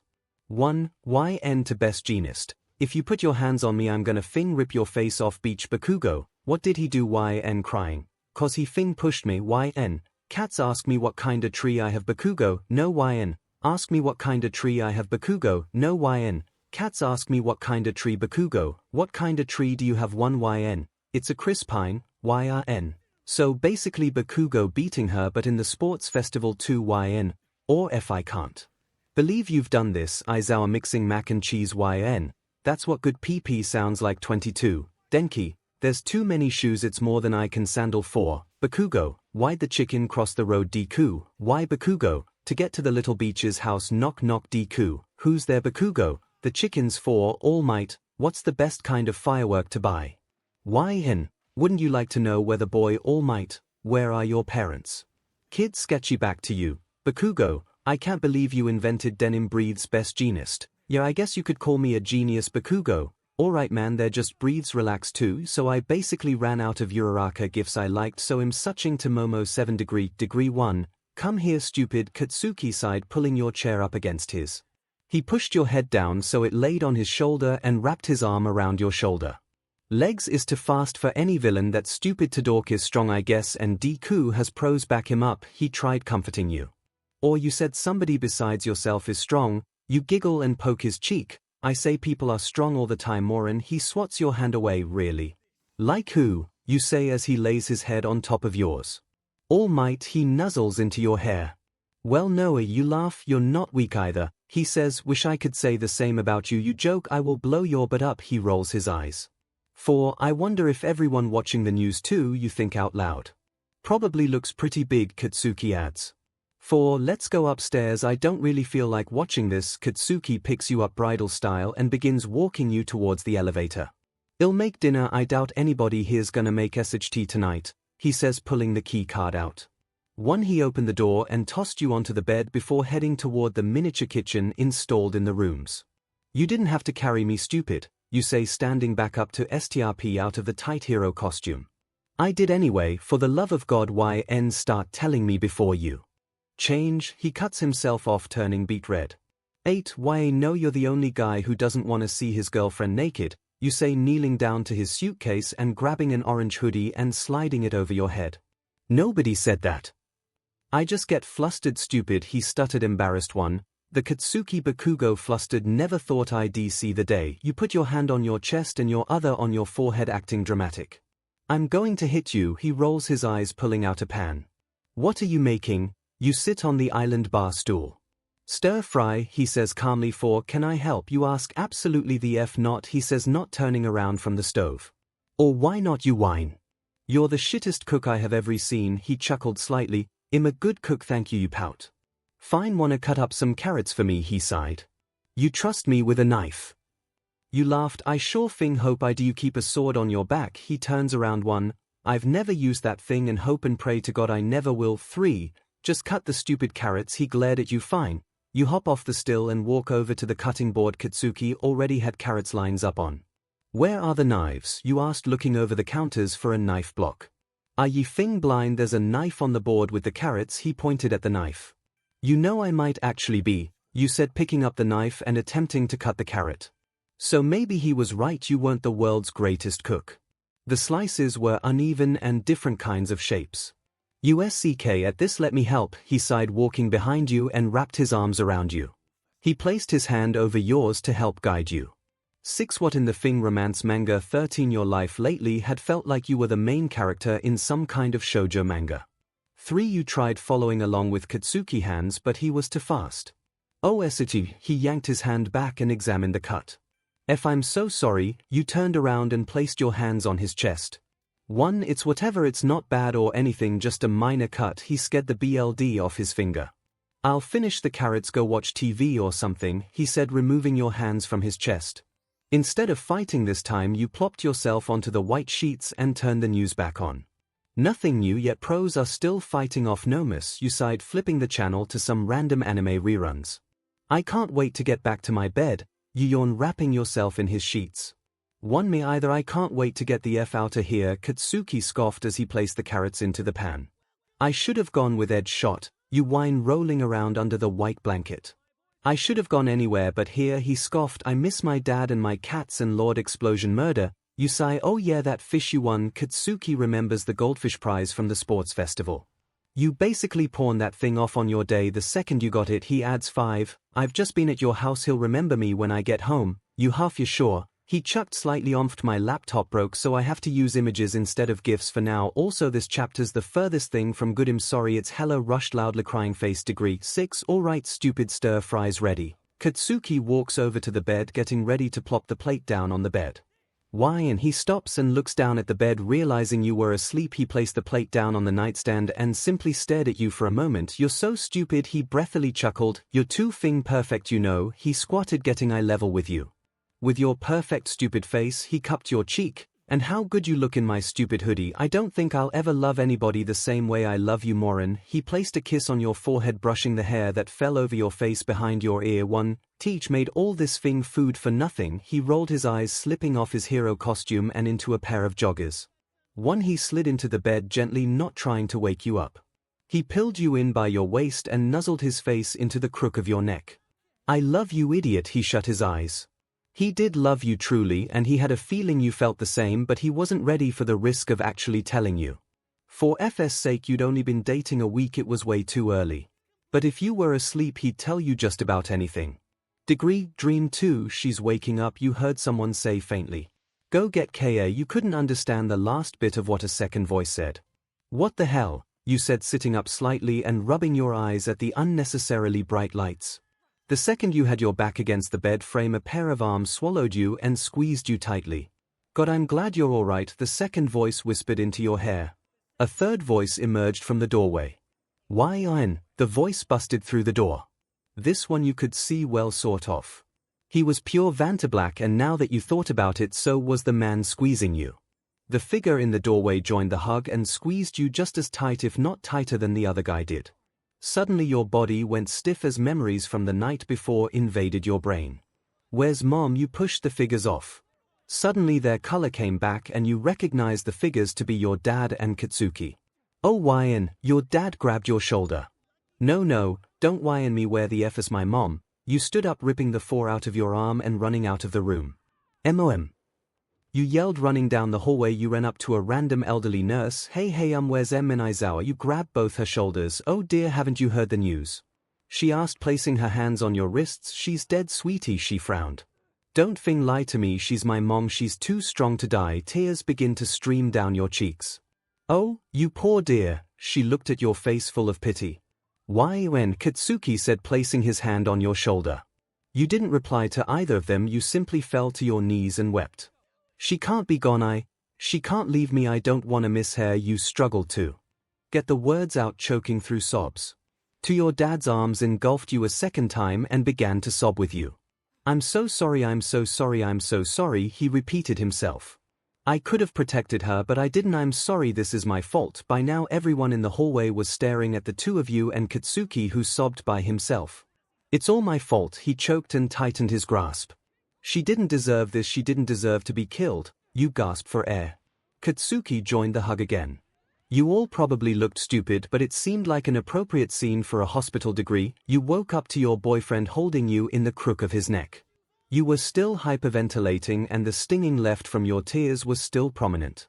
What time is it? You asked, realizing the sky was still pitch black outside the window. It's only 2. Did you have another nightmare? He pulls back, examining your face. You nodded, remembering the dream. 1. Do we have stir fry left? I'm kinda hungry. You ask. Yeah, here, I'll get you a plate. He stretched, getting out of bed and walking over to the fridge. Thank you, Katsuki. You sit up. Yeah, whatever, stupid. He places the plate in the microwave. I don't deserve you. You look over into the kitchen. Why the F are you getting so sappy? He shoots a look of confusion towards you. I don't deserve anybody. I don't deserve to be at this internship or you. I don't deserve my quirk. I don't deserve jacket. You look down at your lap, What's wrong? Why are you saying all this as you deserve the entire thing world? He takes the plate and places it down next to you. 1. I wish I did but I don't. This is all too good for me. I'm a shitty person, I annoy everyone and I couldn't save my mom. A singular tear falls down your cheek. Oh, that's what this is about, he says, suddenly realizing what you meant. You were 13 and you did everything you could. Nothing you could have done would have changed the outcome. Stupid. He crawls back into bed with you, turning on a random episode of BoJack Horseman. I just wish I would have tried harder. You snuggle into his side and take a bite of the stir fry. You do deserve everything, by the way. He places a kiss on top of your head and wraps an arm around your waist. 6. Thanks, cats. Yeah, whatever, now eat and go to things sleep. You truly wanted to believe what he said, but you were still a piece of 𝗧𝗏 who let your mother die at the end of the day. I hate writing on my phone so much. Also found out Bakugo's voice actor looks identical to my dad today. Unnecessary piece of information that you know now. Indicators in this chapter. 11 degree. Your last day at Best Jeanist Agency was spent patrolling. Nothing exciting took place, you just wandered the streets looking for crime. He gave Katsuki a lecture on getting recognized and how it somehow tied back to Stain that you completely ignored. The last 7 days were probably your least favorite in a while. Jeanist wasn't terrible when he decided to not be a total PP. You two had a few moments where you had an actual conversation and he was a cool guy. You definitely looked up to him a little more than you did before. But 90% of the time he was still a PP too. It had been pretty late before you left the agency, so it was dark outside by the time you'd gotten to the train station. Oi stupid, the train's here. Snap out of whatever daydream you're in. Katsuki pushes himself off the pole you'd both been leaning against. Without saying anything, you took a seat towards the back of the train, your boyfriend sitting down next to you. Hey dumbass, he gets your attention as the train begins to take off. What's the matter? He asked, genuinely concerned. What do you mean? You asked. Don't give me that bullshit, you know exactly what I mean. You've barely talked since last night. He furrowed his eyebrows. I've just been tired. We didn't get much sleep. We stayed up watching TV pretty late. You lie. You told me you'd start telling me stuff. Why? And please don't lie. He grabs your wrists. His gaze could have burned holes in your eyes. I am fine. You stutter when you notice the tears that began to gloss over his eye. For F's sake, I'm not stupid. I've seen you go through this phase before. The smallest tear falls. It would have been unnoticeable if you were any further away.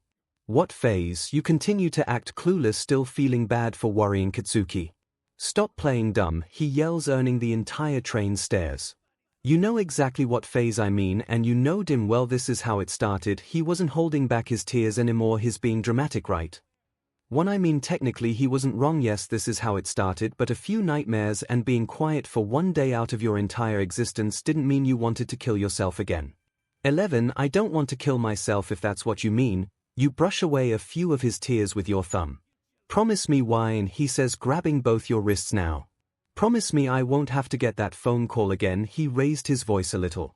I promise you, Katsuki, too. I mean that, right? I don't want to kill myself. You tried to convince yourself.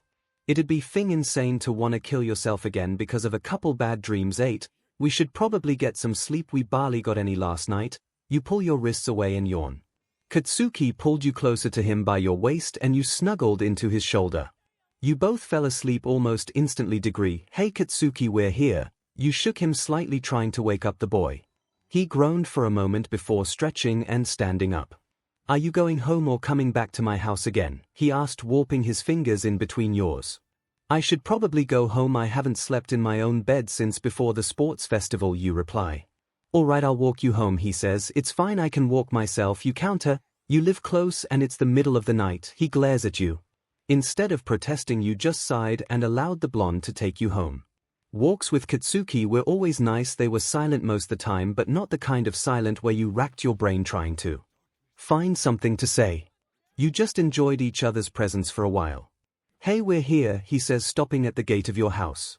Good night, cats. You kiss him quickly before walking into the gate. Night, wine. He turns around and begins walking to his house with his hands in his pockets.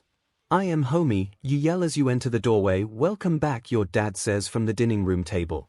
How was the internship? He asks as you sit down next to him. I'd die before considering going back there. You rest your hand against your cheek. Gonna take that as not good, he chuckles. Just wait till you see Katsuki's hair, you snicker. I've never seen you with a side part. He suddenly notices your new hairstyle. It's not bad, I prefer the middle part though. You brush your hair back to its original place with your fingers. 90% of the time there was just him lecturing us. You get up and head over to the fridge. What was the last 10%, he asks as you pull out a plastic box filled with strawberries. We patrolled, but that consisted of lectures to 𝗬𝗧 leaning against the counter and eating one of the strawberries. You catch any criminals, he asked. We caught a purse snatcher, that's about it. You say, eating another strawberry. He made me wear jeans. You suddenly recall the hero's persistence on you wearing jeans. Oi language, but how the hell did you wear jeans with your costume? He asks. 3. I wore them instead of my tights. Why does he love jeans that much? It's concerns. You put away the strawberries and head towards the stairs. Good night, Dad. You flash him a smile before heading up the stairs. You belly flopped onto your sheets. It had been a hot second since you'd been home, so safe to say you missed the ungodly amount of blankets on your bed. You tried to shut your eyes and fall asleep, but this time you couldn't sleep. Why do I feel like I was lying? I'm not, though. The thoughts barely crossed my mind. Improbably just looking for attention. Your mind ran through the thoughts. You almost always fell asleep the second you hit the pillow, so not being able to sleep things scared. Eventually though your mind calmed down and you were able to pass out. From here on the story's going to have massive, and 𝗬𝗵𝗃 mentions degreed Bakugo's dream degree. It had been a normal day, so far better than most recently. You seemed to be better. You were cheerful and opening up again. He'd thought he could let his guard down. It had been a tough month for everybody, but nobody could even imagine the pain you and your dad felt. 2. Aizawa hid the pain, not wanting the world to see how weak and vulnerable he truly was. You mourned differently though. You turned into an entirely different person. You stopped talking to everyone. You completely isolated yourself from the world. Katsuki didn't know how to help. He wanted to desperately. You were the only person he ever let close to him, and to have that one person push him so far away hurt. He wanted to take away each drop of pain you felt in an instant. But he couldn't, and he knew he couldn't. When you finally started to act yourself again, it was like his world was full of color again. He wasn't constantly on the edge of his seat wondering if you'd wake up in the morning. He could finally breathe, or could he? Oh my God. Katsuki! His mother screamed from downstairs. He heard the thumping of her steps run towards his door. He shot up from his bed when his mom slammed the door open. Her eyes were still filled with tears and puffy. We have to get to the hospital now, she said, barely pausing between her words. Why, what's happening? He asked, concerned as he stood up and slid on his shoes. It's wine, she whimpered. His heart sank to the bottom of his chest. His brain racked through the possibilities, trying to avoid the one that he knew deep down was the case. She hurt herself, she sobbed. No, he whispered, I'm so sorry, Katsuki. She hugged him into her chest. He let his mom hold him for a moment before they both sprinted to the car. His mom practically ignored every speeding sign in sight. Is she okay? He sniffled. No, sweetie, she's not, she sobbed. The paramedics told 𝗬𝗧 to expect the worst, she continued. He punched the dashboard and cried harder. That doesn't mean there's no hope at all, but... It's bad, honey. Inko and Izuku are already there, she adds. What happened? He asked weakly. She sighed before repeating your dad's words. 𝗬𝗧 found her bleeding out in her room, she frowned. But she seemed so happy earlier, he sobbed harder. She was smiling and laughing. He tugged at his hair. This is all my fault. If I had paid better attention, if I had been there, he yelled at himself. There's nothing we could have done, Katsuki, she sighed. She probably wanted you to be happy before she left, she rubbed his shoulder. Don't say that she's not leaving, he slapped her hand away. She can't leave me. I'm not ready to say goodbye, he cried. Nobody's ever ready, she sighs. They said to expect the worst, not that the worst was a guarantee, he said. 13 degree. He sat up in his bed. Stupid bat's dreams are contagious, he groaned, rubbing his eyes. Whose dreams are what? Mitsuki stood in his doorway. 2YN and nothing, he rolled his eyes. Anyways, it's time to get up. You slept in a little actually. She shuts the door as she walks out. He hugged himself as he recalled the dream. He did his best to forget about the day, never wishing to relive it again. He was probably overreacting, but he was worried. It started with the nightmares, then you stopped opening up and talking. So obviously he was worried. He didn't want to sit outside a hospital room for 6 hours while they tried to save you again. Yeah, sure, you'd only stopped talking for a few hours yesterday, but still he had to press you to open up, and you seemed off yesterday, like you were trying to convince yourself at the same time. You're thinking too much into this, just let it be, he sighed and began to get ready. What the heck? Bakugo, Zero and Kirishima were laughing and point at Katsuki's hair. My hair's gotten used to this and I can't get it back the right way. Did you hear me? I'll kill you both. Katsuki was quite literally shaking with rage. I'd like to see you try, pretty boy. Zero laughed. What did you say? His hair sprung back to life. All right, shut up, your dad said as you and him walked in the classroom. You sat down in front of Katsuki and waited for your dad to start his lesson. But even after he started it, you just lost yourself in your thoughts. You don't deserve to be here. You want to save other people when you couldn't save your own mother. There are so many other people who deserve your spot in this classroom way more than you do. You stared at the desk, zoned out as you mentally degraded yourself. You ignored everybody and waved off Katsuki when it was time to go to lunch. You stayed in the classroom while your dad went to a staff meeting. Eventually you did have to leave the classroom and go to hero training. We're going to be conducting a little race. Take everything you've learned from your internships and apply it to this recuse training. All Might exclaims, if it's rescue, shouldn't we be at the 𝗧𝗜𝗧𝗏? Ida asks, that place specializes in disaster rescue. The pro hero says, as I said earlier, this is a race, so prepare, you're about to step into field gamma. All Might began explaining the failed Group 1. All Might exclaims, why en midoriya Zero Ashido and Ida, find your way to the start. He said 1U5 all headed towards the designated starting position. Ready, set, go. You immediately took to the sky using blasts of wind to propel yourself forward. Suddenly everyone around you was in awe and shock, staring at Izuku. You turn around to see what the deal was. What the hell? Why isn't he shattering his bones? Doesn't matter, I can't get distracted. You turn back around and continue to find the exit. There you spot the exit and drop to the floor. You began to manipulate the earth from under you, pushing yourself forward as fast as you possibly could. You won. Zero came in second, maybe 2 or 3 seconds behind you. Thanks, you say almost coldly as All Might places a sash around you. Are you alright, young Wyan? He places a hand on your shoulder. Yeah, I'm fine. You walk away and linger towards the back of the crowd. You could feel Katsuki staring into your soul, but you didn't look at him. Why am I acting like this? Because you don't deserve these people, you argued with your own thoughts. You were all in the changing room. All the girls were giggly and talking about what they could improve upon. I wanna see Yorosa's curves. Ashido's slender waist. Uraraka's super fit bod. Why and S soft bubbies. You all heard Mineta begin to comment on your bodies. Oh, I wanna repeat that. Katsuki boomed as Gyro stabbed Mineta in the eye through the peeping hole. I've kill you. Katsuki continued as the boy screamed. Oh, to be Bakugo, you get to squeeze those things whenever you want, was the last thing you heard from Mineta before several explosions went off. Why, no, I don't even want to stop Bakugo right now, Kirishima said. 6. You giggled a little as you walked out of the changing room. You think you deserve to laugh. Your almost lifeless expression was repainted upon your face immediately. Oibat, wait for me, Katsuki yelled as you walked out the building. Hey Katsu, stop walking and wait for him to catch up. Are we not gonna walk together? He asked. You could see what almost looked to be pain across his face. Great, and now you're hurting the people you love too. Yeah, I'm walking to the parking lot getting a ride from my dad. You flash a fake smile. Oh. Well, good night, Bat. He placed a kiss to your temple before you continued to walk off. 10. Hurt, that's all you can do. Hurt everybody around you. You let a tear fall as you walk to the car to wait for your dad. You're falling back into old habits way too quickly. You sat in the car for probably 20 minutes before your dad entered the driver's side. Are you alright? He asks, noticing you decided to get a ride rather than walking with the explosive blonde like normal. Why does everyone keep asking that? I'm fine. You raise your voice slightly. You instantly felt guilty for taking out the anger you'd built at yourself out at your dad. I'm sorry, you apologized, bringing your knees to rest on the seat in front of you. Don't worry about it. What's going on, Wyan? He placed his hand on your shoulder. You just looked at him for a minute as tears began to form in your eyes. After a few moments you blinked the tears away. Nothing, I'm just tired. You lied knowing he didn't believe you.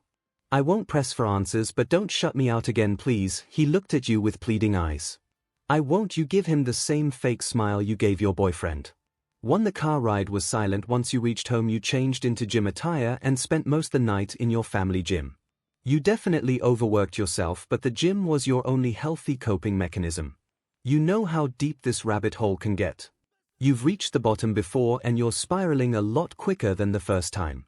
You couldn't tell if your thoughts wanted you to survive or not anymore. For obviously you knew how deep the hole could get, but it's not like you were that far down you could still climb out right. Eventually you ran upstairs to your room. You fell asleep almost immediately. Your body was exhausted. But the sleep didn't last for long. This dream was different. It took place before the last two, and it was like you were watching it unfold from the sidelines. 1. It was the beginning of the attack. Good job, Kizana. Your mother praised a student for finally mastering a move she'd practiced since they got to the training site. Suddenly a loud pitch screech was heard. Everyone whipped their heads around to find her origin of the scream. It was a student. Evione could see the life draining from her eyes as the knife stuck out of her back. Your mom immediately used wind to bring the student towards her. Your quirk was generational, but most of your family members only possessed 1 or 2 of the elements. You were just the lucky mothif who got them all. Your mom only received the wind element. 2. The villain immediately rushed towards your mother, ready to attack her. You knew exactly what came next. The begging to the end of and Aizawa. You tried screaming or moving anything, but it was like you were glued to the ground and your mouth was sewn shut. You squeezed your eyes shut, but you could still hear your mother's ear-piercing screech as the monster jumped on top of her. You kept your eyes squeezed, not wanting to see any of the scene. But the sounds were just as worse. The sound of your mom's bones being crushed and how she'd scream at the torture the son of a beach put her through. Then before you knew it, you felt yourself falling. You opened your eyes only to blackness. Eventually, once you reached the bottom, you shot up awake and sweating. You calmed down for a moment before an all too familiar voice rang through your head. Plus cut massive sh warning degree, cut. Your heart sank to the bottom of your chest. Katsuki hadn't been dramatic, he was 100% right. What was wrong with you? A couple of nightmares and you wanted to relapse. 6. It felt like there was a deep itch under your skin that wouldn't be satisfied unless you dug into your skin with a blade. No, you hugged yourself as tears fell silently onto the blanket laying on your lap.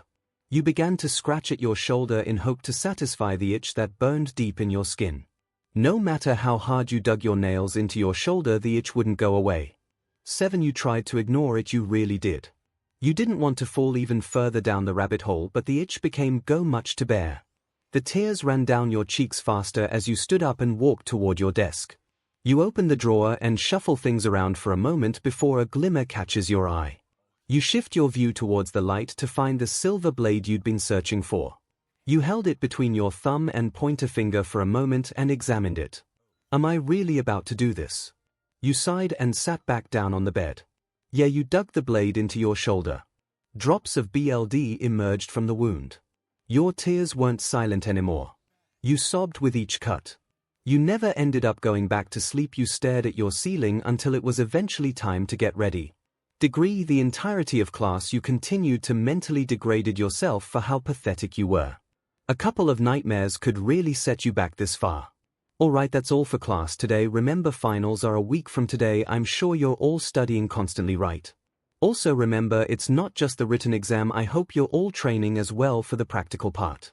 Your dad walked out of the class. Ivy barely even taken notes this semester. Kaminari and Mina say in unison, both of them scoring the worst out of the class during midterms. You'd gotten the second highest score out of your classmates. As someone ranked in the top 10, I'm not concerned. Mineta snickered. What, you ranked 9th? Mina and Kaminari yell. Oh man, I thought you were one of us. Mina pouts. Kaminari Ashido, we've still got time to study so we can all go to the training camp together. Izuku exclaims he'd placed 5th. Yes. As class rep, 𝗵𝘃𝗵𝗆 will make UA proud. Ida says it's pretty hard to fail if you just pay attention. Todoroki in 6th place says. 1. No matter how hard you ever tried, it was impossible to beat Yoirozu in academics. She was yet again in 1st. Hey, don't worry about it, you two.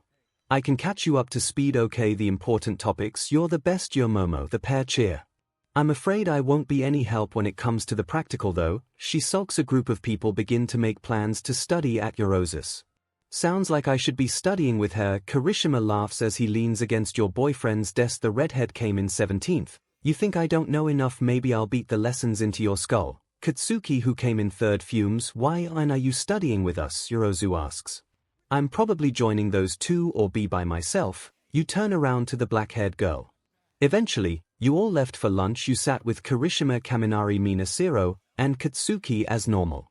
"Oh hey Wyan, what's that on your shoulder?" Zero asks, pointing at the red mark that peeked out from your white button-up. 5. Your heart sank so far down your chest that you weren't sure if you could feel it beating anymore. "Oh, Mysa caught my arm with her nail last night." You wave him off. "Are you alright? You've seemed off lately," Kirishins asks. 1. "Yeah, I've just been stressed and tired. I've been up late studying for the exam." You lie. "Are you not gonna eat?" Mina asks, noticing the lack of food in front of you.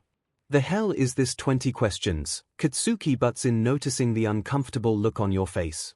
You squeeze his hand under the table in place of a thank you. You stayed silent for about the rest of the day till it was time to walk home. "Hey Bat," he called out for you as he waited by the gate. "Hey, Cats," you walk up to his side and lace your fingers together.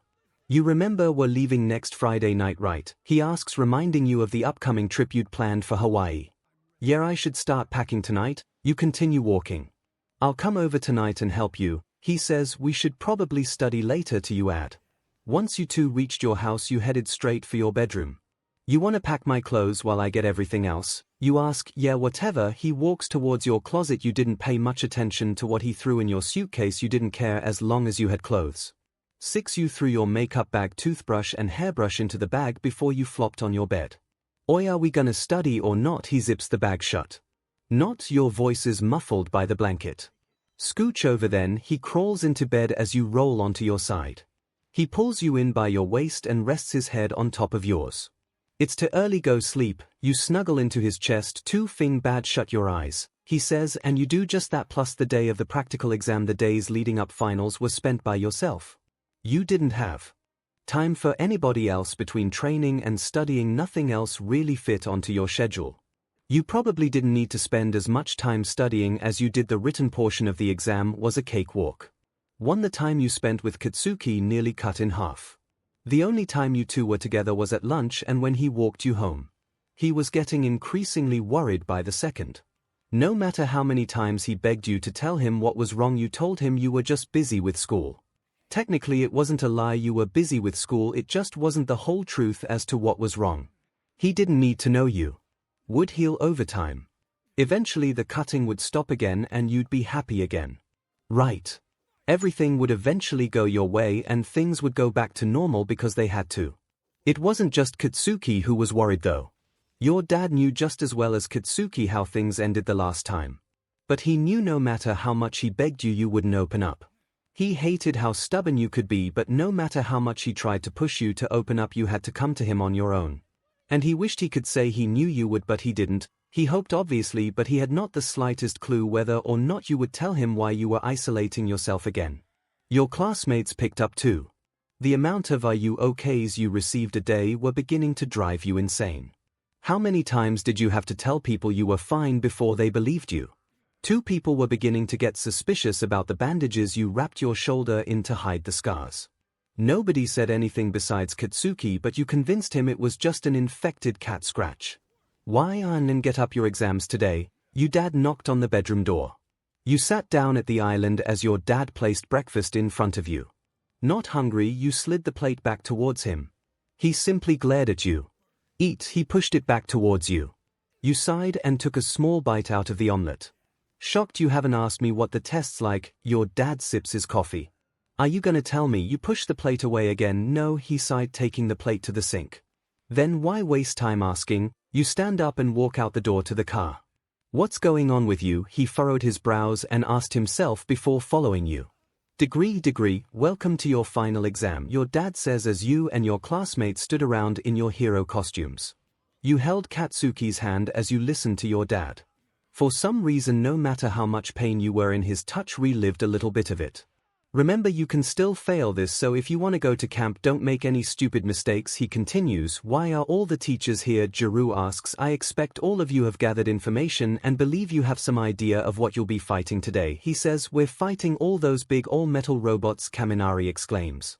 "Actually, this year's exam will be different for various reasons." The principal pops out of your dad's scarf. "The tests will focus on different things, obviously hero work, but also teamwork and combat against real people." "Don't tell me. You guys, I'll be working in pairs against the teachers." He throws his arms up. "Isn't that fabulous?" He cheers. "Your partners and pairs have been chosen already. They were choose at my discretion based on several factors. Oh, and we have an odd number, so there's gonna be a group of 3 inch your dad adds. First 𝗓𝗏𝗎𝗍 and Todoroki will be a team against me. He flashes a unsettling smile. 13 He thinks I'll hold back. The sudden realization hits you. Next Bakugo and Midoriya against All Might. He continues, guess I won't be seeing either of them at the training camp. 1 Both boys gasp and stare at each other. So he's pairing us up based on our relationships with our opponents and team. He thinks I'll hold back since is my dad. You begin to analyze his decision. Bad idea, old man. It's a school test, so they won't let me hurt him too bad. Plus I know his fighting style. I've been training with the man since I got my quirk. The only thing I'm not sure of is whether or not he's planning on holding back, but it doesn't matter either way. This match is in mine. You had no doubt you'd beat your dad, especially with the power of Yorozu and Todoroki to back you up. Nezu began to announce the rest of the teams and the order of the fights. You would be going forth. Once the rules were explained, all of the pros began to walk inside. Yomomo Todoroki, you call out to the pair standing off the side. Oh hey, Aizawa greets you as you walk up. This match is in our hands. You clutch your fist. How can you be so sure? Todoroki asks. He practically forfeited the match when he put me up against him. You say he assumes I'll hold back since is my dad in fear of hurting him. You continue, are you not planning on holding back? Yorozu asks. What? No, of course not. It's a school exam. If I take things too far they'll stop me. You say, plus I know exactly how he fights. I can predict his moves with ease. You add, we might have an ace up our sleeve if you know how to use his capture scarf. Can you? Todoroki asks. Stupid question. You pull the ribbon that wrapped around your waist. My dad doesn't even know the ribbon's made out of the same material as the scarf. You manipulate the scarf to grab Todoroki's arm to prove you knew how to use it. That's gonna help us out majorly, Yorozu exclaims as you release Todoroki's arm and tie it around your waist again. Like I said, this is our match degree. It's our turn, let's go. Todoroki says. You call out for her when she doesn't move. What's the matter? Are you nervous? He asks. Oh no. She replies, it's okay with our opponent. I don't blame you, but don't worry, I have a plan. You say, Team Y and Todoroki and Yorozu ready, go. The announcer calls. Yomomo, keep making small objects, you say as you 3 run through an alleyway. Good idea, so when Mr. Aizawa's near she won't be able to anymore. Todoroki explains. Exactly, you confirm, if we find him first. We'll win. I'll draw him to me and fight him off since I have the best bet at beating him in a fight. While I fight him, you 2 run off towards the gate. You explain the plan you came up with. I guess those work, but what are they? Todoroki asks. They're just Russian nesting dolls. She pats them down in her belt. Let me know if you notice your quirk working strangely at all. You say. I accept nothing less from you. Why? She sighs. What's that mean? You ask, continuing to run. You were able to come up with a plan so quickly. You knew exactly what was best as soon as we started. She sighs again. This is nothing. You shrug. No, you're wrong. She stops running. As students who got in from recommendations, we started from the same place. But in terms of the practical skills that a hero needs, I haven't really managed to do anything that stands out. During the cavalry battles, I just followed Todoroki's orders, and then when it was my turn to fight, I failed before I could do anything. She holds her hand to her chest. Yorozu, you're not making those dolls, Todoroki points out. Both of you gasp. If you know I'm here, you should be acting. Your dad swings in from above using his capture scarf to hold him on a cord. 1. I would suggest you prioritize evasion. Since I've taken your power from you, he drops to the ground. Both of you. Go. You attempt to land a hit on your dad but failed. Was that really your plan, Wine? I was always going to catch you first since it was obvious you'd be the team's offense. He catches you by surprise when he engulfs you in his scarf and ties you to the cord. You were wrong, you weren't put against me cause I thought you would hold back. I know you better than that.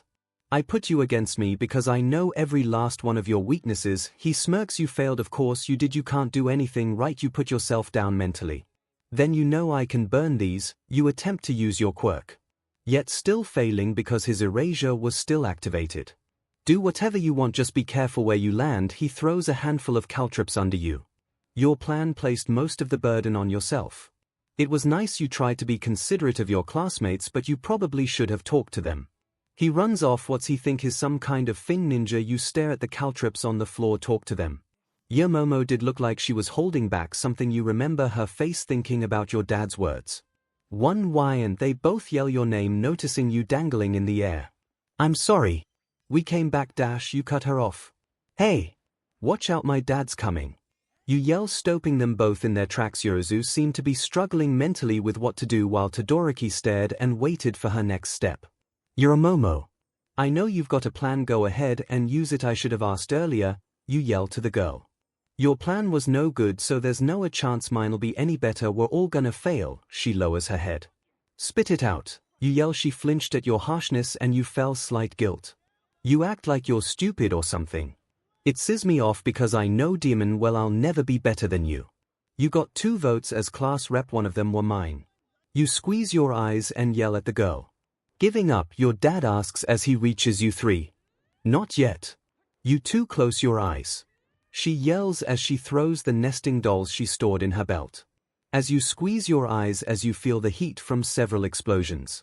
You're right, I have a plan, she yells as Todoroki lowers the capture weapon. This exam isn't over, she exclaims. Todoroki begins to untie the scarf from behind your back. I've been thinking about it from the beginning. His weakness, she explains. All right, just tell us what to do. You say. You and Todoroki attempt to simultaneously throw flames at him before noticing he erased your quirks again. We have to hide, Yorozu exclaims and runs off. You and the red and white haired boy follow her. Since his injured, his quirks become unstable, she explains. Yeah, after the USJ he can't use his quirk for too long anymore. You add, are we going to exploit that? Todoroki asks. For now let's just remain out of his field of vision, she says. Keep checking to see if you can use your ice power. She looks at Todoroki. Your dad attempts to use his capture weapon to engulf Todoroki. Suddenly there's a chill in the air and you notice ice covering the boy's arm. He blinked, you yell. Why? And use the ice attack you used against Bakugo, he yells, and you comply. You lower your body temperature as much as you possibly could without freezing to death and exert water simultaneously. Todoroki does the same and you both unleash a monster of an ice wall. We blocked him with the wall. When our quirks came back we can use our powers again. Oh, here, why, and let me help. He notices you stumbling to the floor. Your body still wasn't used to your ice power, so you got awful frostbite after using the power. You could probably do this on your own, but I doubt you have the energy after that. He places both his hands on your shoulders and gently activates the fire ability to warm you up. Thanks, you turn to look at him. No problem. I know you have your own capture weapon, Wyan, but I'm afraid it won't be large enough for someone of his size, she says, opening her costume and creating the scarf. I'm not sure exactly how it's made, so it's not exactly the same, but I made my own version with a special material woven into it. Since this is a residential area, we must keep collateral damage to a minimum. He moves his own restraining bonds so quickly it makes him difficult to catch. So here's my plan. You ending up blacking out for a moment when you attempted to stand up, still at a massive loss for energy, so you didn't hear her explain the plan. But the catapult she created and the scarf inside was all you needed to know. This is a one-chance plan, so is it all right with you? She asks. Todoroki nods and you do the same. She creates 3 mannequins and a cloak and throws it over you 3, the catapult and the mannequins. So we're using the mannequins to disguise as the top half. As your old man races towards her, he uses his capture weapon to engulf the cloak, revealing Yorozu and the catapult. She attempts to release the weapon loaded with the replica of his scarf. She missed the first time, but she successfully pulled the lever the second try. Both of your flames now, she exclaims. Both of you reveal yourself from under the cloak and aim your flames towards the scarf. Yorozu begins to explain the nitinol alloy she wove into the scarf. As the scarf captures your father, you walk up to your dad and place the HND-CFFS on him as Todoroki praises Yorozu. Honestly, it shouldn't have worked out. I missed the first time I went to trigger the catapult. I made a big mistake. Mr. Aizawa noticed but still jumped away. He could have stopped me easily. I think he allowed himself to be captured by my plan on purpose. I just wanted to see what YN and Todoroki would do. You were in my sights, but neither of them were. Figured they'd try to freeze me again. So I decided it'd be best go back off. Their quirks combined is a hell of a duo, especially since YN can mimic his entire quirk. But it looks like I played right into your hands, he explains. His lying. He knows I wouldn't have the energy for another ice attack. Yorozu began to cry. Are you alright? If you're feeling nauseous, there's a pressure point. Yorozu cuts him off.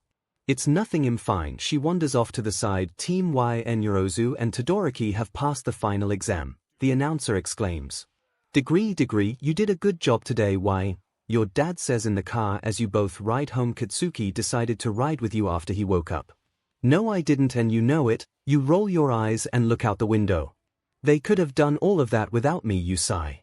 The only time I was useful was when me and Todoroki used our quirks at the same time, which he could have done without me, and I would have passed out if he hadn't used his quirk to get rid of my frostbite. You explain, weren't you the one yelling at Yorozu for acting like she was stupid? Katsuki twitches his eye from the back seat. Well, you're doing strong, why hear me, you could have beat this old moth by yourself. He rolls his eyes. Keep in mind I'm your teacher and I control your grades. Katsuki, your dad glares at him through the mirror. But he's right, how do you have the right to yell at her when you're doing the exact same thing? He sighs. Yeah, whatever, I guess you say. Oh yeah, I should probably ask now. You realize you had forgotten to ask your dad about the trip to Hawaii you left for the next night. Can I go to Hawaii with cats tomorrow after school? You ask. You're just now asking. Katsuki lights off small explosions in his hands from the backseat. It slipped my mind. You defend yourself. Well, that's not last minute at all, but as long as Mitsuki and Masaru go along and you're back before we leave for camp, I don't mind. He says. 3. Yeah, the old hag and that old man are coming along and it's only a weekend. He rolls his eyes. Then I don't mind. Your dad says I give up on adding images. It doesn't look the same without GIFs. I'll add GIFs again. 1. So get my laptop fixed. 1. Also, the students weren't supposed to go on vacation or whatever, but we're just gonna pretend that doesn't apply here. Times, degree times, degree times, degree times, degree times 1. Yeah, everyone, I'm looking forward to hearing your stories of how fun camp is. Mina says through sobs, and a gloom hangs over the students who failed. Maybe they'll end up letting you go. There might be a last-minute twist or something. Izuku waves his hands, trying to comfort the pink girl. Stop Midoriya by saying it out loud, you're just jinxing them. 𝗧𝗏 sighs, placing a hand on his shoulder. 2. They said whoever failed the practical would live in summer school hell. We didn't pass the practicals, so we're doomed. Don't you get it, Midoriya? Or did All Might knock all the brains out of you? Denki shoves his fingers into Izuku's eyes. Wow, ease up, Kaminari. I'm not sure I'll get to go either. We only pass things to Mineta. 𝗧𝗏 throws his thumb back in Mineta's direction.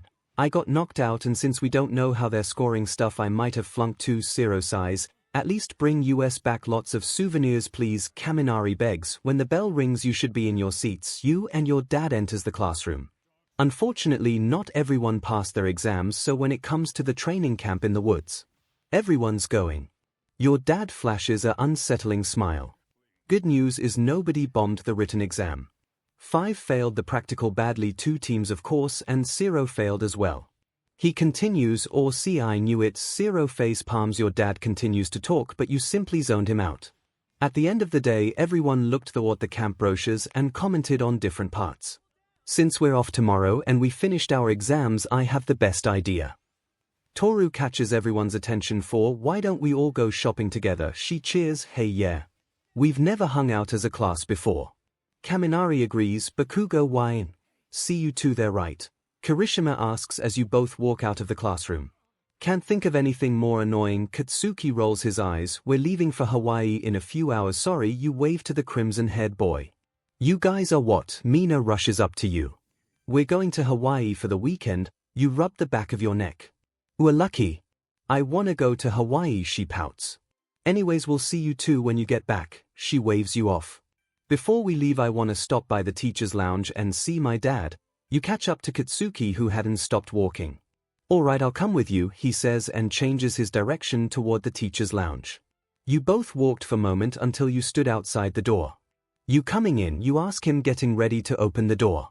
He responds, shaking his head no. You turn back around and walk into the room filled with teachers. Hey YN. Present MIC greets you as you step inside. Oh. Are you two leaving now? Your dad looks up, realizing you're there. Yeah, Katsuki's outside. I'm gonna run home and grab my suitcase before heading over to his house.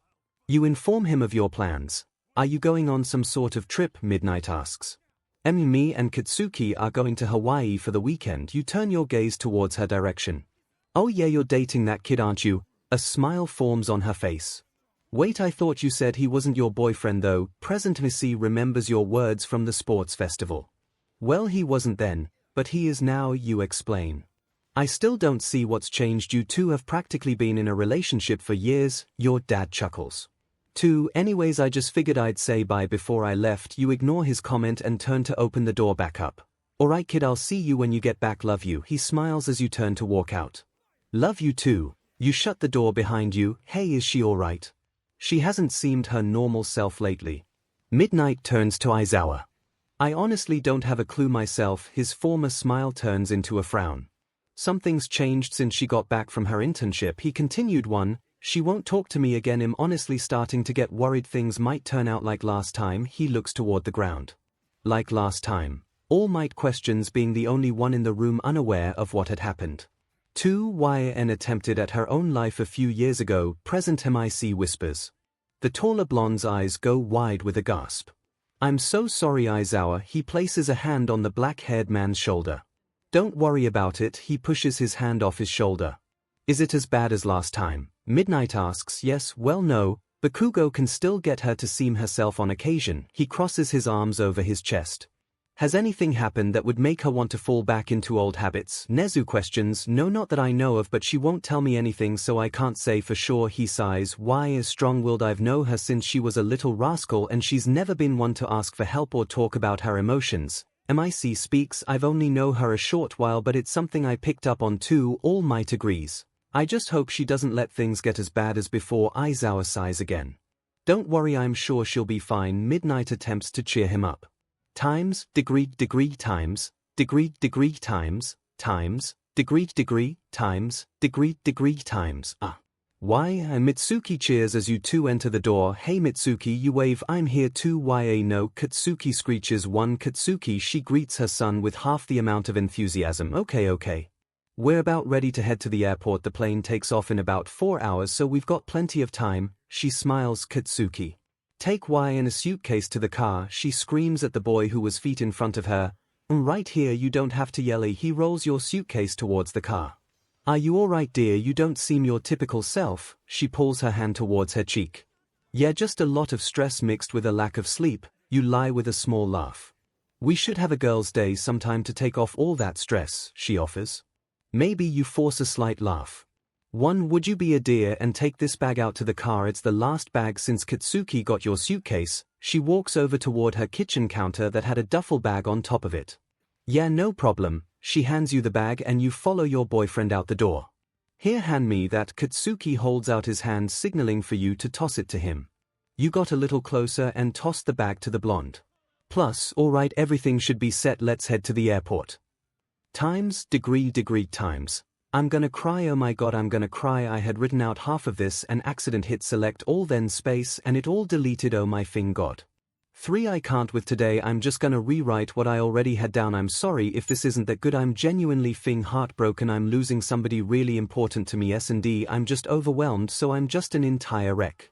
3 times, degree, times, degree, times, degree, times, degree, times. Katsuki insisted on having the window. You didn't fight him, knowing he would throw a tantrum if you tried denying him. You two were towards the back of the economy section, his parents being a few rows ahead. You both got lucky and had an empty seat next to you. How long is the flight? You rested your head on top of his shoulder. Should be around 10 hours. It's late, I'm gonna sleep. You should do the same. He shuts his eyes and leans his head onto yours. Too lately, sleeping hadn't been your cup of tea. The nightmares never failed to haunt your mind in the night. They typically varied from your mother's death to the night you attempted. But if you wanted to even slightly enjoy the next 2 days, you had to get some rest. So you listened to the boy's advice. You grasped his hand and snuggled into him. He rubbed circles on your hand with his thumb until you fell asleep. Times, degree, times, degree, times, degree, times, degree, times. The feeling of rubble pressing itself into your back awoke you. Your eyes opened slowly, blinking a few times, attempting to clear your vision to make out the scenery. The first thing you made out was the torn-down city. Buildings had fallen, some of them still ablaze, roads had been torn apart and lampposts had laid on the destroyed streets.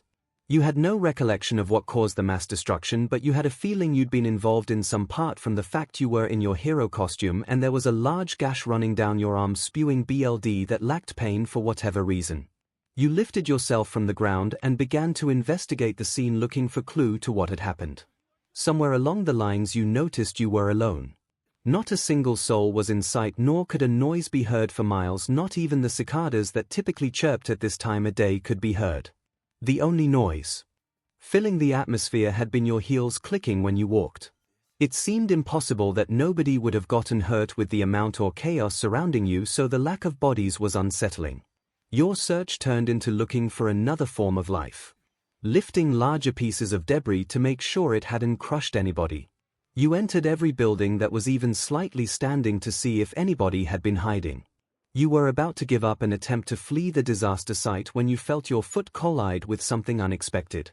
Your head shot down, immediately recognizing the object to be another person. Your heart sank to the bottom of your chest at 𝗕𝗓𝗁 below you.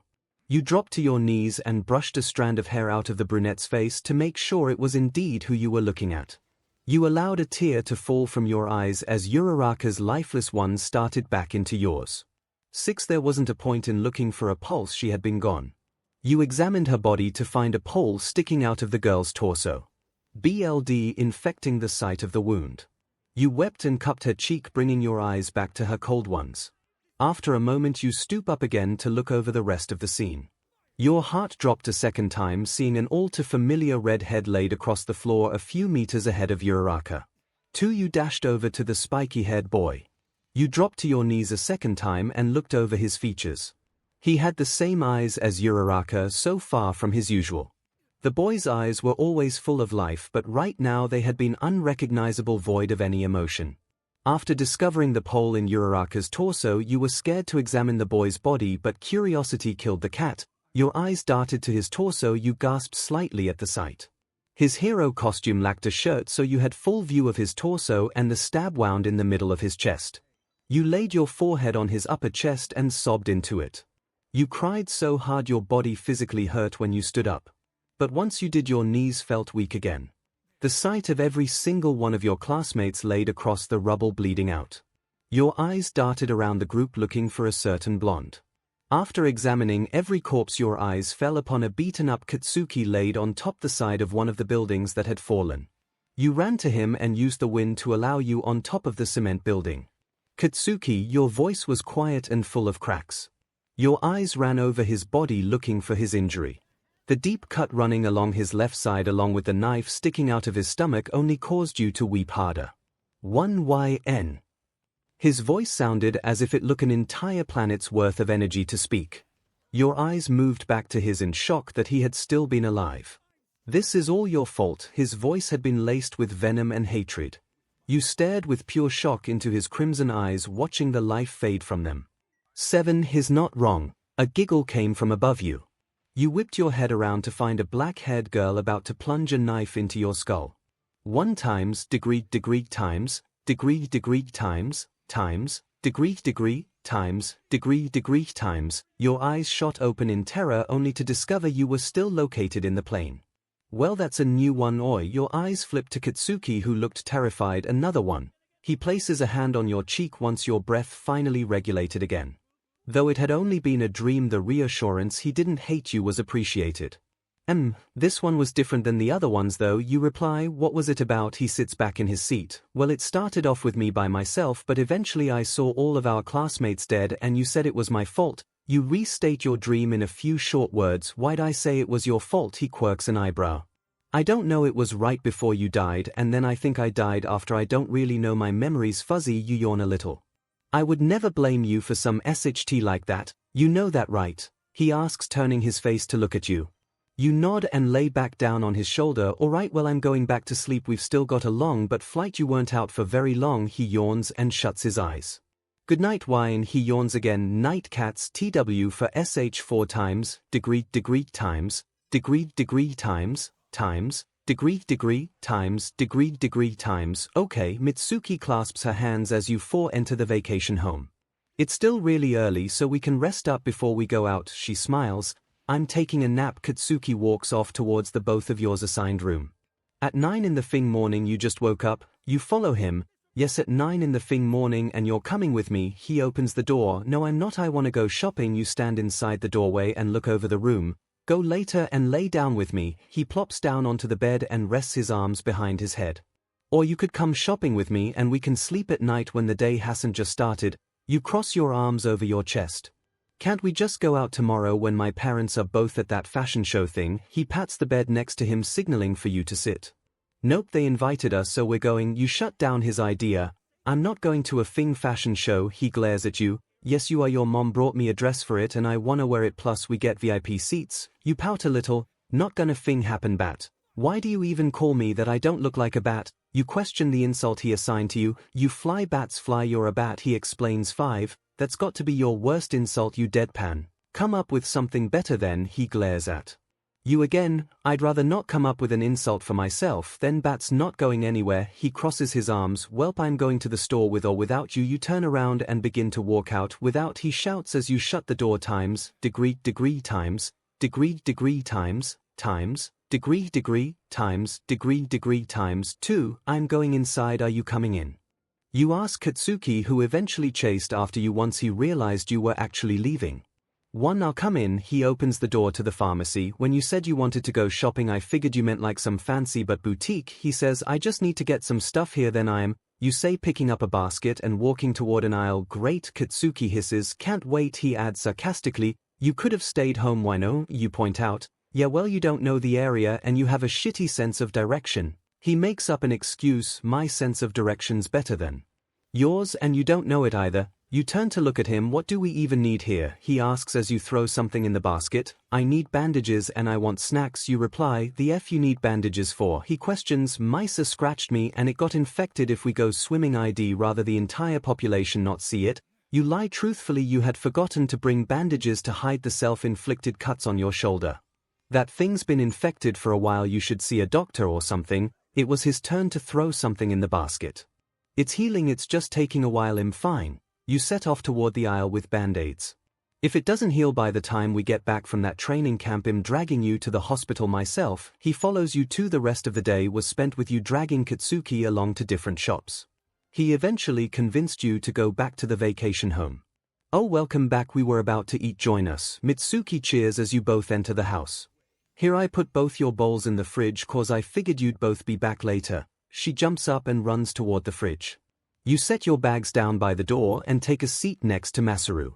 I can't wait to see you in the dress I designed. You're gonna look gorgeous. She sets 2 bowls of beef udon in front of you too. It's a little more extra than the other ones I put you in. She continues, oh how so? You ask curiously. Well, it has a high-low skirt that's covered in lace and the sleeves are off the shoulder and made out of appealing blue flowers. The top of the bodice had the same flowers. She describes the dress for. Oh, and I have gloves for you and matching heels, she exclaims. It sounds gorgeous. You were genuinely excited to wear the dress. If I'm going to this diamond thing, what am I supposed to wear? Katsuki rolls his eyes. Don't worry, you brat, I have a suit for you. She punches his cheek. 1. Don't touch me, you hag. He tries to pry his mother's hand off of his face. I'll touch you all I want. I made you, she shouts. 3. You realize how creepy that sounds. They begin to bicker.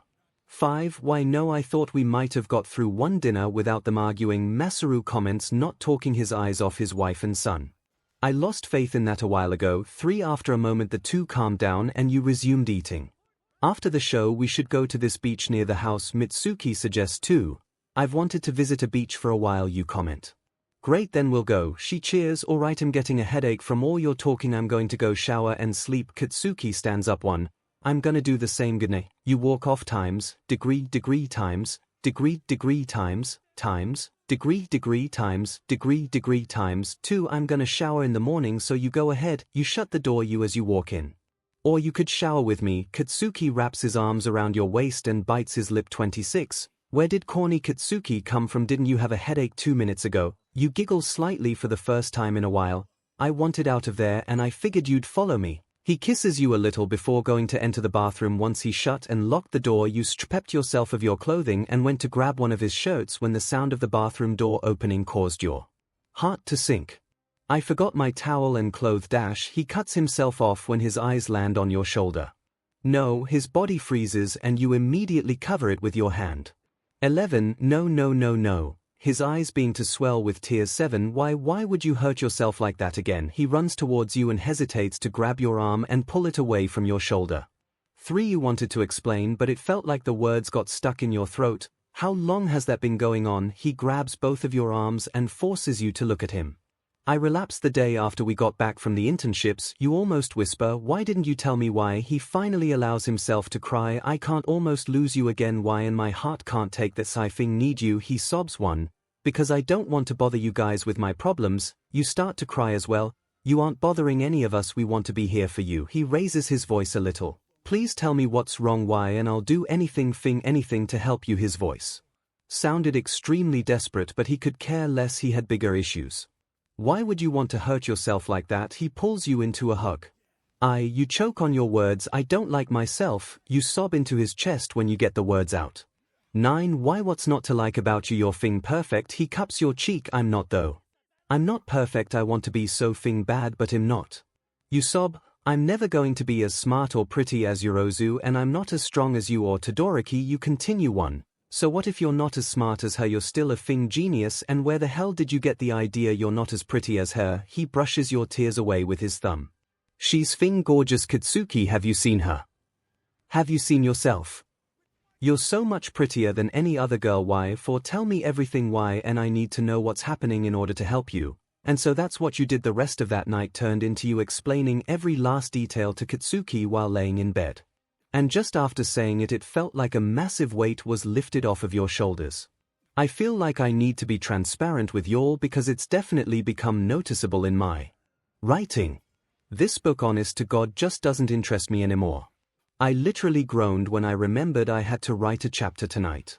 So basically I'm saying all this for 2 reasons, to apologize for how sloppy my writings become when it comes to this book, and to let you know that it's going to be ending within the next 10 chapters is my guess.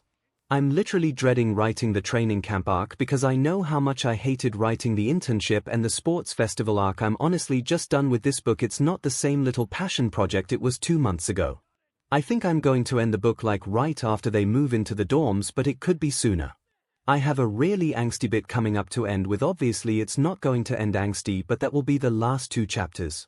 I promise I'm good at writing. I have my other 2 books to prove it, which you should totally read, 𝗔𝗓𝗓, one of which is a short form book and the other I just released, and I'm genuinely so excited about the both of them.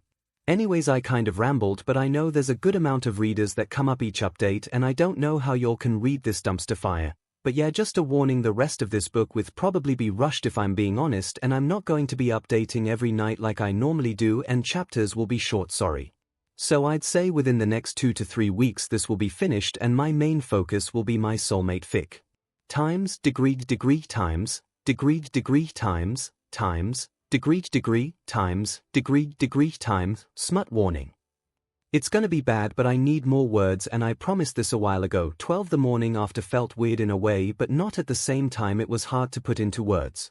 You felt as if it was a dream in a way. You hadn't told Katsuki what had been going, nor did he find the scars covering your shoulder.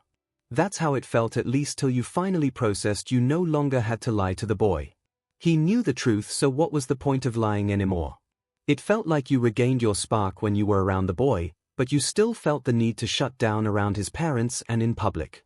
You were conflicted about telling your dad or leaving him in the dark.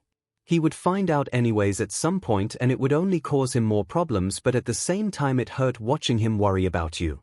Your classmates didn't have a reason to know they were your friends obviously, but you were going to be fine. And it was only going to cause them more issues, so it felt better to leave them in the dark. You had hoped your life was going to go back to normal, it always did. Oi, what are you thinking so hard about? Katsuki whispers, not wanting to disturb those watching the show. Nothing. You shift your gaze to view the models who had been wearing Mitsuki's designs. You had picked up on how worried and overprotective Katsuki could become overnight though. His eyes didn't seem to fill with pity but rather concern. He felt the need to ask you every time you zoned out, which was frequent, if you were okay. His parents noticed it as well. Mitsuki's exact words had been, Jesus Christ Katsuki, she's a big girl, she doesn't need you checking in on her every half a second, which caused you to giggle and Katsuki to screech at her. 9 Though you were starting to wish you agreed with Katsuki and hadn't come to the fashion show. The first few designs fascinated you and captivated your attention for a short while, but eventually you got bored and wished you were back at the rental home eating ice cream and cuddling your boyfriend. But you were invited on an all-expenses-paid vacation to Hawaii. The least you could do was watch the show. Eventually though, the show did end and you all got to eat dinner, go swimming and head home. And finally you could snuggle into Katsuki's hoodie and watch a romance anime. which eventually turned into a makeout session as nights like this typically did. 1. Smut, you both never went further than making out. And kisses weren't typically deep or rough, but something had changed in Katsuki. Each time his lips connected with yours it felt as if he yearned for more. You wanted more as well, but you two had only been dating for so long, so it felt weird to bring up the topic of sector 1. You matched his energy and allowed your arms to snake under his shirt and trace over his chest. He laced your hair in between his fingers as he migrated his lips toward your neck. He scared and liked each and every inch of your jawline and neck. He abused certain spots he knew would earn sounds from you. He peppered kisses down to right above the collar of your shirt before stopping. You looked down to him disappointed at the lack of lips on your skin.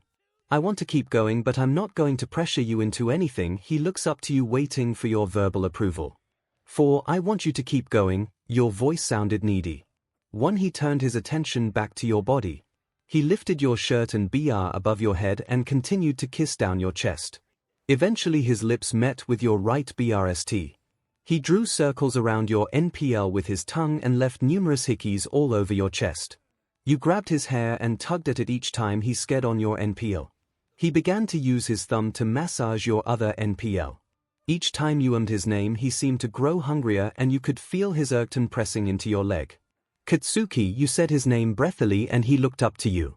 I'm ready. He looked for any sign of doubt in your eye, but when he found none he brought his hands down toward your shorts and slid them off. His fingers found your entrance and he kissed you as he slowly slid himself into you.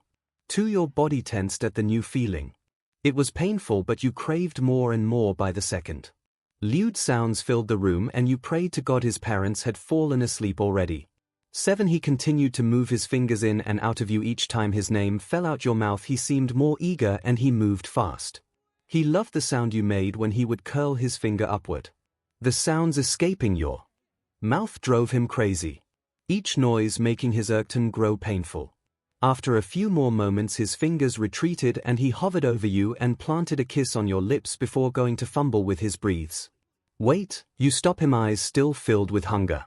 We don't have condoms, you point out. 2. He reaches over to the nightstand and pulls out an unopened packet of our BBS. I picked them up at the pharmacy yesterday, figured this would end up happening, he says as he goes back to fumbling around with his clothing.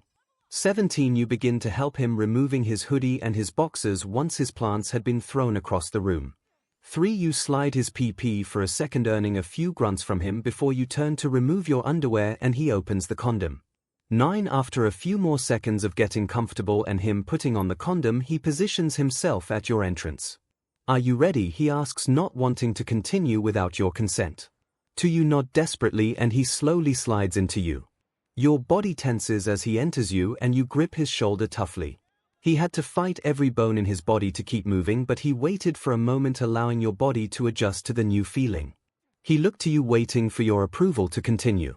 You nod again and he moves slowly, leaning down to kiss you as he does. His hand trailed everywhere on your body as he slowly picked up speed and moved himself deeper into you with each move. He bites your bottom lip. I wish you could see yourself right now, he chuckled darkly. The sound of skin-to-skin contact and both of the noises you both had been making only turned the other on more. He moved himself into you for another few minutes. I'm close, Katsuki, you struggled to speak.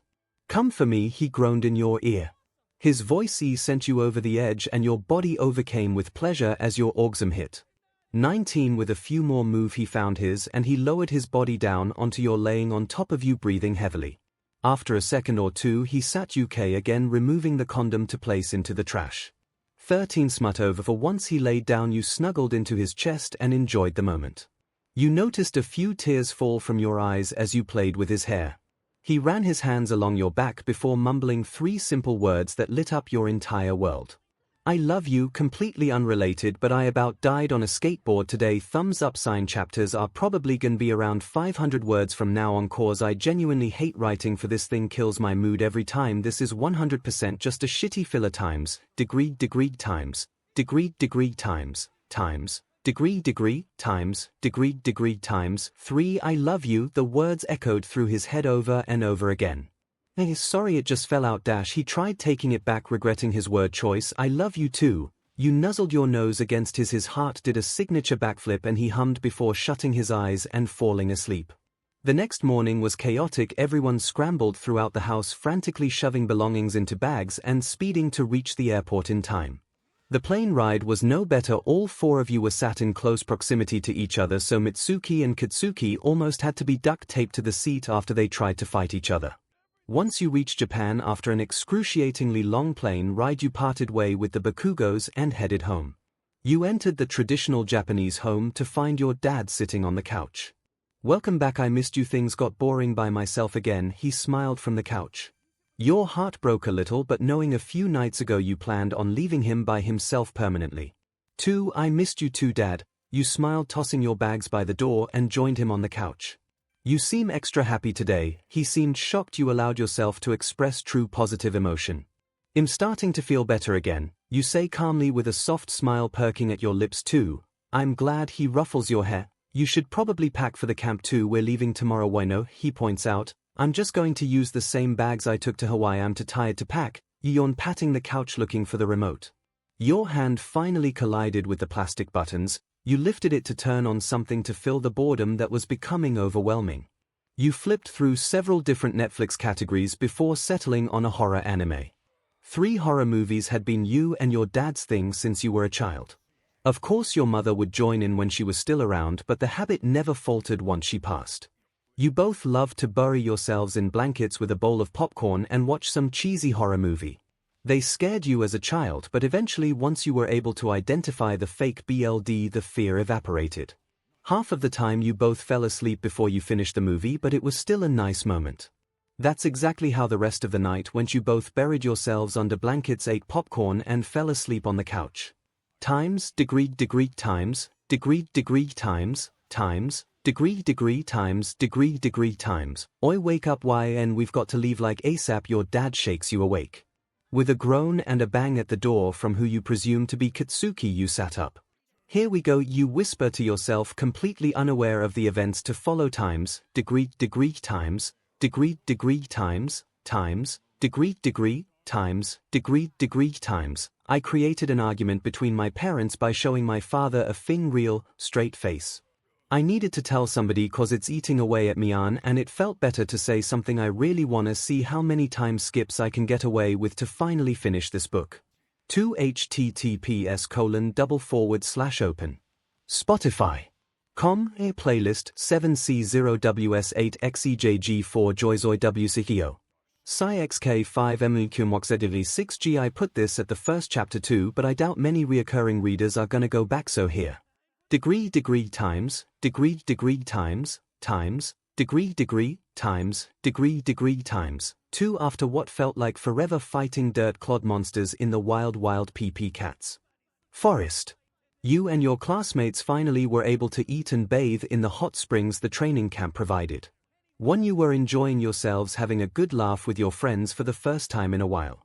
That was until you heard the guy-wrenching sound that was Minoru Mineta's voice. And then Ida reprimanding him and Katsuki screeching after realizing his girlfriend was naked on the other side of the wall he had been climbing over. Kota Mandalay's cousin came to the rescue and seen the pervert flying back toward the ground. 1 Thanks, Kota babe. You and Mina both cheered at the same time, causing him to turn around and fall off the wall at the wall himself. 2 Eventually it was time for you all to find your way to the sleeping quarters. Perks of being the teacher's daughter meant you got to sleep with the teachers since the girls' bunker was jammed-packed. But this also meant there was no way in hell you had any shot at sneaking out and meeting Katsuki like you hoped you'd be able to do. So you simply dozed off and prepared your body for what would be physically torture labeled as training that was to come the next day. At 6:30 in the morning your father ripped you out of the comfortable sheets and practically dragged you to the forest since you refused to go. "Good morning, class. Today we begin the training camp that will increase your strength. Our goal is to increase yours kill exponentially so you all earn a provisional license." Your dad explains, "Look alive, Bakugo, try throwing that." Your father throws a baseball toward your boyfriend. "Yeah, sure, like the fitness test." He looks down toward the ball. "Yeah, your record was 705. 2 meters, let's see if you've improved." Katsuki begins swinging his arm, preparing to throw the ball. He screams at the hall and adds an explosion behind it to build speed. 709, 6 meters, your dad flashes the device, catching everyone's attention. "That's it. Kinda disappointing, 𝗧𝗪𝗧 says from the background. You've had a single semester at UA and due to all your various experiences you've definitely improved but mostly has been limited to mental prowess and technical skill. With a slight increase in stamina along the way. Your quirks really haven't grown that much stronger, not on a fundamental level. That's why we're now going to focus on improving your powers, your dad rants plus. This'll be so hard you feel like you're dying, let's hope you all survive, he adds with an eerie smile. I'm going to be doing a mass writing for this. It will be over by Friday at the latest. Love degree times, degree times, degree times, degree time. One, you could feel your body disintegrating from the pain as you fought dummies using all 4 elements of your quirk in quick intervals. Momo would create the dummies, improving how quickly she could use her quirk. Your body was used to only using 1 or maybe 2 quirks at a time with breaks in between suching elements, so when you were using every single quirk you possessed at the same time you were on the brink of passing out. You extracted rock from the earth to throw at one dummy, you burned another to a crisp, you used wind to throw a third one around, and for the last one it was tricky figuring out how to fight with water against a cotton dummy, but you eventually decided on using the water from a nearby lake to keep the dummy still in the water from a far distance. It would become a handy trick to capture villains later on. It was painful, but soon enough your body turned into autopilot, so though you could feel the pain you didn't have to think about using your quirk. After a while the pain became unbearable and you fell uncontrollably. Luckily it was close enough to dinner, so your father allowed you to rest until he sent 𝗵𝗃 to wake you. You were disappearing to find that the teachers only supplied you guys with ingredients and you had to prepare your own meal. You limped over to the other students, your joints feeling like they belonged to an antique doll. Hey YNN. You mind lighting this for us? Mina waved you over. You comply, picking up the pace a little. You quickly ignite the wood in bright red flames before heading over to do the same to other campfires. It seemed like you and all the other students with capable quirks became walking stove lighters. Eventually the food was done and you went to sit next to Katsuki, who looked unnecessarily good in the red tank top he was wearing. Half the food didn't make it to your mouth since all of your attention was focused on your boyfriend's bicep. You gonna stare at me the whole time or are you gonna eat? Katsuki quirks an eyebrow. It's not fair how good you look right now, Katsuki Bakugo. You playfully glare at him. What? I always look like this. His statement sounded more like a question. You always look good, but that tank top makes me want to do some things to you. You grasp his bicep, feeling how insanely strong it was. 6A smirk pulls at his lips as he drops his fork and goes to hold your waist, forgetting the rest of both of your classes was there. 1. Why don't we test your things out? His voice was laced with lust. Oh really, and where would we do said things? I share a room with my dad and your room's got all the guys in there. You give him an unamused look. I'm down for sec in the woods. He shrugs, saying the statement aloud, causing everyone to 𝗕𝗏 their heads around and stare at the pair of you. 27. You slammed your head into the table, hiding the blush on your face that was caused from a mix of embarrassment and Katsuki's suggestion. Get a room, you two. Kaninari yells through laughs. Half of the class was laughing at you and the other half awkwardly turned back around to continue eating uncomfortably. 3. Katsuki shouted a few non-PG words at Kaminari and 𝗧𝗪𝗧, who were now mocking both of you, before he turned back around to finish eating. I'm going to bed now. I love you, you say after scarfing down your plate in desperate need to exit the vicinity. I love you too, he shouts back as you walk off. Dang, you two are moving. Quick, you already said I love you. Kirishima asks your boyfriend, filling in the spot you left empty. 2. And you two are already banging. Kaminari adds, sighting on the opposite side of Katsuki. 4. Can you shut up? He yells, covering his face, embarrassed. 2. And yeah, we already did. What's it matter to you? He turns to the side to glare at Kirishima. 2. It doesn't matter, I just figured you specifically would take a while to say it back at least. He shrugs. So who said it first? When did it happen? Where were you two? Kaminari asks, sounding like a middle school girl. Over the weekend when we were in Hawaii. I said it first on accident, it just kind of fell out after we had dash. He cuts himself off, realizing the next few words would be oversharing. Oh my god, you said it after sec, didn't you? Kaminari pieces together what Katsuki was going to say. 3. Again the class turns to look at them. Katsuki yelled for them to turn back around before then yelling at Kaminari to shut up and storming off to the boys' sleeping area. I truly respect and appreciate y'all who read this story. Still, I apologize I allowed it to get sloppy so early on. Degree times, degree times, degree times, degree times. 6. Stupidly, you didn't get much sleep. You ended up deciding to take Katsuki up on his woods offer, which left you unbelievably sore, and you has to come up with a lie on the spot when your father asked why you were sneaking back into the room at 4:30 in the morning, a lie you were almost positive he didn't believe but probably wasn't to know the true answer to. Plus you were still pulling twigs out of your hair. 20. And now you were back up in the mountains in an immense amount of pain training, except now you were trying to improve each of the quirks on your own. 𝗬𝗪𝗧𝗔𝗂 was still your personal dummy factory, but you were attempting to learn new tricks by uprooting the ground from under you. You tried creating a gap in the ground for the dummy to fall through, but you quickly realized just how unstable that might be in a mountain terrain after a group of students fell into the hole and the dummy remained above ground. So you settled on stealing chunks from the mountain and rocks nearby to fling at the dummy. Your earth element was definitely your weakest, so by the time you finished training to prepare dinner again, your body was equivalent to a limp noodle. You and 𝗕𝗏𝗏𝗧𝗏 were yet again human lighters, which got exhausting getting up and sitting back down to light the fire every few moments. Soon Katsuki noticed how tired and weak your body was, so he announced for you that 𝗕𝗏𝗁𝗏 can deal with the DMN fires. You loved the boy, but he definitely had a colorful vocabulary. You sat down next to Katsuki and leaned your head against his shoulder as he cut carrots, fading in and out of consciousness. Why aren't you helping? It isn't time to rest. Leader lectures you, waving his hand up and down. 3. PSS off 4 eyes, your boyfriend defends you, shooing the blue-haired male. With a dramatic gasp and string of words you didn't pay attention to, leader walked off. You all right over there, bat? Katsuki looks down at you from the side of his eye. I'm tired, Yun. You left me sore as hell on top of training. I feel like I'm going to pass away. You had, earning a small laugh from him at the first part of your sentence.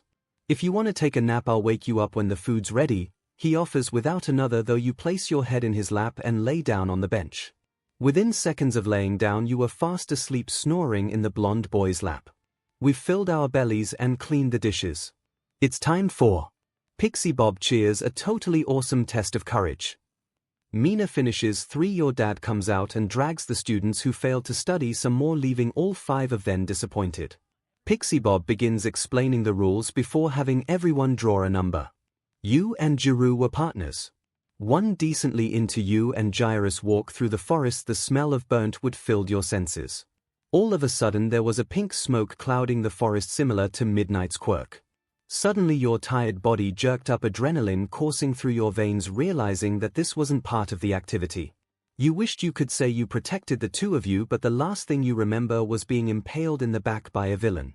You passed out before you could see them, but the sight of blonde buns did infiltrate your vision for a short moment. You sighed, warning. 13. Degree times, degree times, degree times. You woke to the sound of chattering from across the room. Your eyes slowly fluttered open and shut over and over again before hearing Kaminari voice yell over the others. Whoa, look. YNS awake too. His voice brings you fully to consciousness. What a coincidence, they both woke up at the same time. 𝗧𝗏 says you attempt to sit up to understand what she was talking about before a shooting pain in your abdomen send you falling back. Hey, now be careful, your body's still fragile. Kirishima was now in your field of vision. What happened? Where's Katsuki? I want to see Katsuki. You sit up with the help of Kirishima. Suddenly a gloom clouds over the entire room as everyone was afraid to meet your eyes. Well, what happened? Why aren't you talking? You began to panic, realizing you were in a hospital bed. I'm sorry, why? And Kirishima turns his head to the side. Is he dead? Why the F am I in a hospital? Why does my stomach hurt, and why are you acting like this? Tears began to well at your eyes from panic and fear. He not dead. Kirishima was quick to comfort you. But he is gone. Todoroki finally spoke up. What's that supposed to mean? Bring him back. Then where is he? I want to see him. You began yelling. Well, that's why we're here. We're going to get him back. Kirishima speaks up again. What do you mean? What happened? I'm so confused. The tears began to flow from your eyes. The League of Villains took him. 𝗬𝗪𝗧𝗏 voice sent you into a state of shock. You stood up immediately, throwing the blankets off of you before immediately hitting the floor and yelping from the pain shooting through your stomach. Christ, YN. I already told you you're fragile, you can't stand up like that. 𝗕𝗁𝗁𝗵𝗃 lifts you and places you back down on the bed. Why can't I stand? Somebody explain what happened. You raised your voice, sobbing tears of frustration. You were stabbed and knocked unconscious by poisonous gas. You've been in and out of consciousness for days, you've had a couple seizures, but the doctor says the villain missed all of your vital organs, 𝗬𝗧𝗏 explains finally. And Katsuki, what happened, for the love of God, somebody explain. Your voice was a lot more meek as the memories from the night before flooded back in. They were after the both of you. A villain stabbed you and brought you back to another villain who had a compressing quirk. They managed to compress you, Katsuki and 𝗕𝗁𝗁𝗧𝗏. Unfortunately, we were only able to grab you and 𝗕𝗁𝗁𝗧𝗏. Bakugo's somewhere with the League of Villains. Todoroki explained. 3, we're going to get him tonight. We'd ask you come with, but your body isn't capable. 𝗕𝗁𝗁𝗵𝗃 adds, I can't take all this at once. You lift your knees to your chest slowly and donned, regretting asking for the story. I'm sorry, I'm going back to sleep, you say through sobs, nuzzling back into your pillow. You shut your eyes and listen to the class bicker about going after Katsuki. You never went to sleep, the pain to your abdomen was too much to bear. You laid awake staring at the side of your pillow, pretending to be asleep. Your heart broken even more listening to the conversation. The fact you were completely unable to save your boyfriend or help any of your classmates, hell even yourself. Slowly the intrusive thoughts you thought you had beat infiltrated your mind. You truly were a pathetic piece of SHT. The person who finally fixed you was kidnapped because you let your guard down and you couldn't even rescue him. 3, eventually the nurse came in and she gave you sleeping pills to allow you to get some rest. You felt your body being very gently shaken, waking you from the deep slumber the sleeping pills casted you under. 𝗬𝗏𝗃's voice rent out, causing your blurry vision to clear, seeing the greenette sitting on the side of the bed. Izuku. You rubbed your eye as midoriya placed a hand on your lower back to help you sit up. Sorry, I didn't want to wake you, but it's important. He sighs, what's wrong? You ask confused, I'm about to go meet the others, we're gonna get 𝗕𝗁𝗁𝗵𝗃 back. I promise I'll bring him back. Why? He stares at his fist with a determined look in his eyes. Thank you, Izzy. You forced a smile, your mind still swarmed with thoughts, disappointed in yourself for not being able to save him yourself. But just in case things don't go as planned tonight, we need to talk. His determined look shifted into one of sadness. Yeah. You sounded more concerned now. This isn't easy, but I can't die without letting you know this. Why? You waited for him to figure before speaking up. I love you. He shifts his gaze from his balled fists to meet your eyes. 14, you gasp, not knowing how to reply, the shattered bits of your heart breaking even more. I don't expect you to leave 𝗕𝗁𝗁𝗵𝗃 for me, I don't want you to either. He sounded frantic, making sure you knew his intentions were pure. It's just that I've loved you since we were kids and I've always known you and 𝗕𝗁𝗁 would end up together, and I was okay with that. Until you two were actually a couple. He takes a short break in between sentences to sigh, I just needed you to know in case I die. He shifts his eyes back down to his lap. Don't say that you aren't going to die, Izuku. A small tear falls from your eye and you rest a hand on top of his shoulder. He sighs from a moment, hesitating to speak. I'm sorry, I just need to know if you ever even thought of me that way. I know it's selfish since you're with 𝗕𝗁𝗁𝗵𝗃 now and it doesn't matter, but I just have to know. It was now his turn to begin crying. Izuku, look at me, you commanded slowly. He turns his head to face you again. Once his eyes met yours, you spoke. Of course I did, are you stupid? He squeezes his shoulder and his eyes light up a little again. I've had the dumbest little crush on you since we were kids, you confess. 5. Only issue is I've been madly in love with Katsuki even longer. You shift your gaze down now, feeling bad. It's okay, I understand. He grabs your hand, comforting you. You and 𝗕𝗁𝗁𝗵𝗃 have always brought out the best in each other. I've known this day would come since we've met. He lets out a sad chuckle to ease the mood slightly. I love you too, if that means anything, Izuku. You say, not in the same way, but you're my best friend and I'll always love you. A tear falls into his hand that still held yours. It does mean something. Wine. He smiles and wipes his tears before standing up. Now I'm going to get 𝗕𝗁𝗁𝗵𝗃 back for you, get some rest. He began to walk out of the room. Once he shut the door, you cried. Harder than you ever had before. The weight from everything happening hit you at once. You cried because you failed to serve your classmates, cried because you just shattered Izuku's heart, and you cried because you were out in the exact same spot you were when your mother died. Somebody you love had gotten hurt because you could save them. So once you finished crying, you didn't only thing you felt you could do. You slowly stood up, being careful not to fall over. You walked over to the counter where the doctors had been keeping the medicine they had prescribed you. And you did the unthinkable 17, how lucky am I to have something that makes saying goodbye so hard. 9 Winnie the Pooh plus degree times, degree times, degree times, degree times. You were confused and even more depressed to find yourself awake. This time you were woken up to the sound of sobbing. It was a new hospital room. You no longer seemed to be sharing a room with Izuku. This time you were alone. You took note of the room, barely opening your eyes before turning to your side to find the source of tears. You deeply inhaled, feeling miserable when you found the tall black-haired male sitting, aging a wall head. Buried in his knees, body violent, shaking from sobs. Your father had his fists full with his own hair as he cried. A tear fell from the corner of your eye as you remembered you planned on leaving this poor man alone after he already lost his wife. And you wanted to take his daughter from him too. What were you thinking? Dad, you whimpered, more tears rolling down your cheeks. Immediately he shot up, rushing over to the bed and hugging you. You assumed your stomach lacking pain was because that one of the doctors had a quirk similar to recovery girls. Either way, you weren't complaining. You wrapped your arms around your dad and sobbed, "I'm so sorry, I'm so sorry, I'm so sorry," you repeated over and over again, whimpering. "It's okay, and I promise it's okay, I forgive you." He hugs you tighter.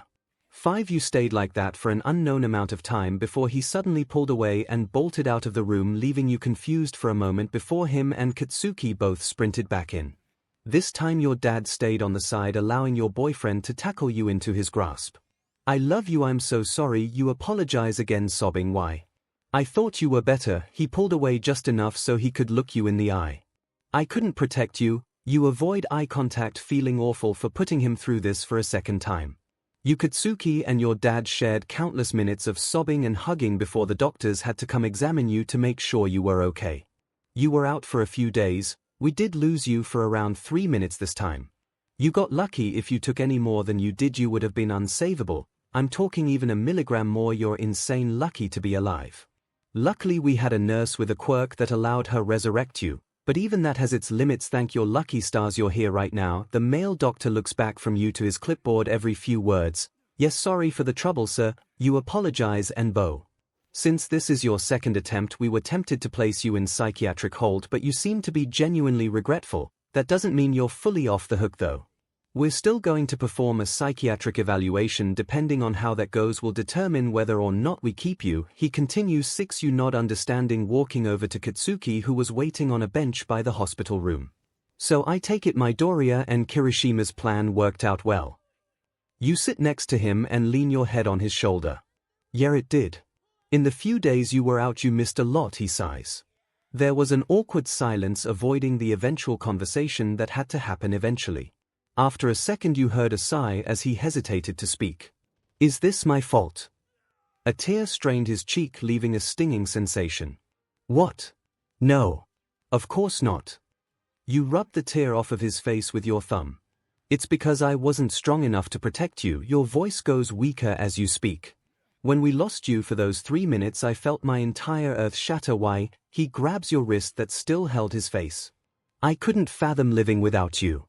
Me and your dad were both in the room when you flatlined." He brings his head to rest in his hands as he griped the front pieces of his hair. Your dad panicked and began sobbing so hard not a word that fell out of his mouth sounded like English. "I was pretty much the same till that lady with the healing quirk came in. Once your heart rate was back at a steady rate, I had to step out. It hurt too much seeing you like that again." He continues. 3 Soon after you woke up though, and here we are now, I guess. He scratches his head. "I'm so sorry, Katsuki." You wrap your arms around him and sob into his chest. "Please don't leave me, I can't live without you." He pulled you in closer, holding you with one hand at your head and the other holding your waist closer to him. "I love you so much," he whispers into your hair. "I love you too," you whisper back. "If you're done, I need and our psychiatrist is ready for her evaluation." The same doctor leans against the wall waiting for you to follow him. You were currently stood outside of the UA Heights Alliance buildings. One was painted on the outside of the brick building. You were nervous to go inside and meet face to face with the rest of your classmates. You hadn't seen a single one of them other than Katsuki since they came to visit Midoriya. Most of them hadn't known of your history and struggle with mental illness. So you were worried they would look at you differently. Katsuki and your father both stood beside you, standing in front of the unnecessarily tall door. With a deep sigh and a squeeze from Katsuki's hand, you reached for the door, pulling it open slowly and nervously.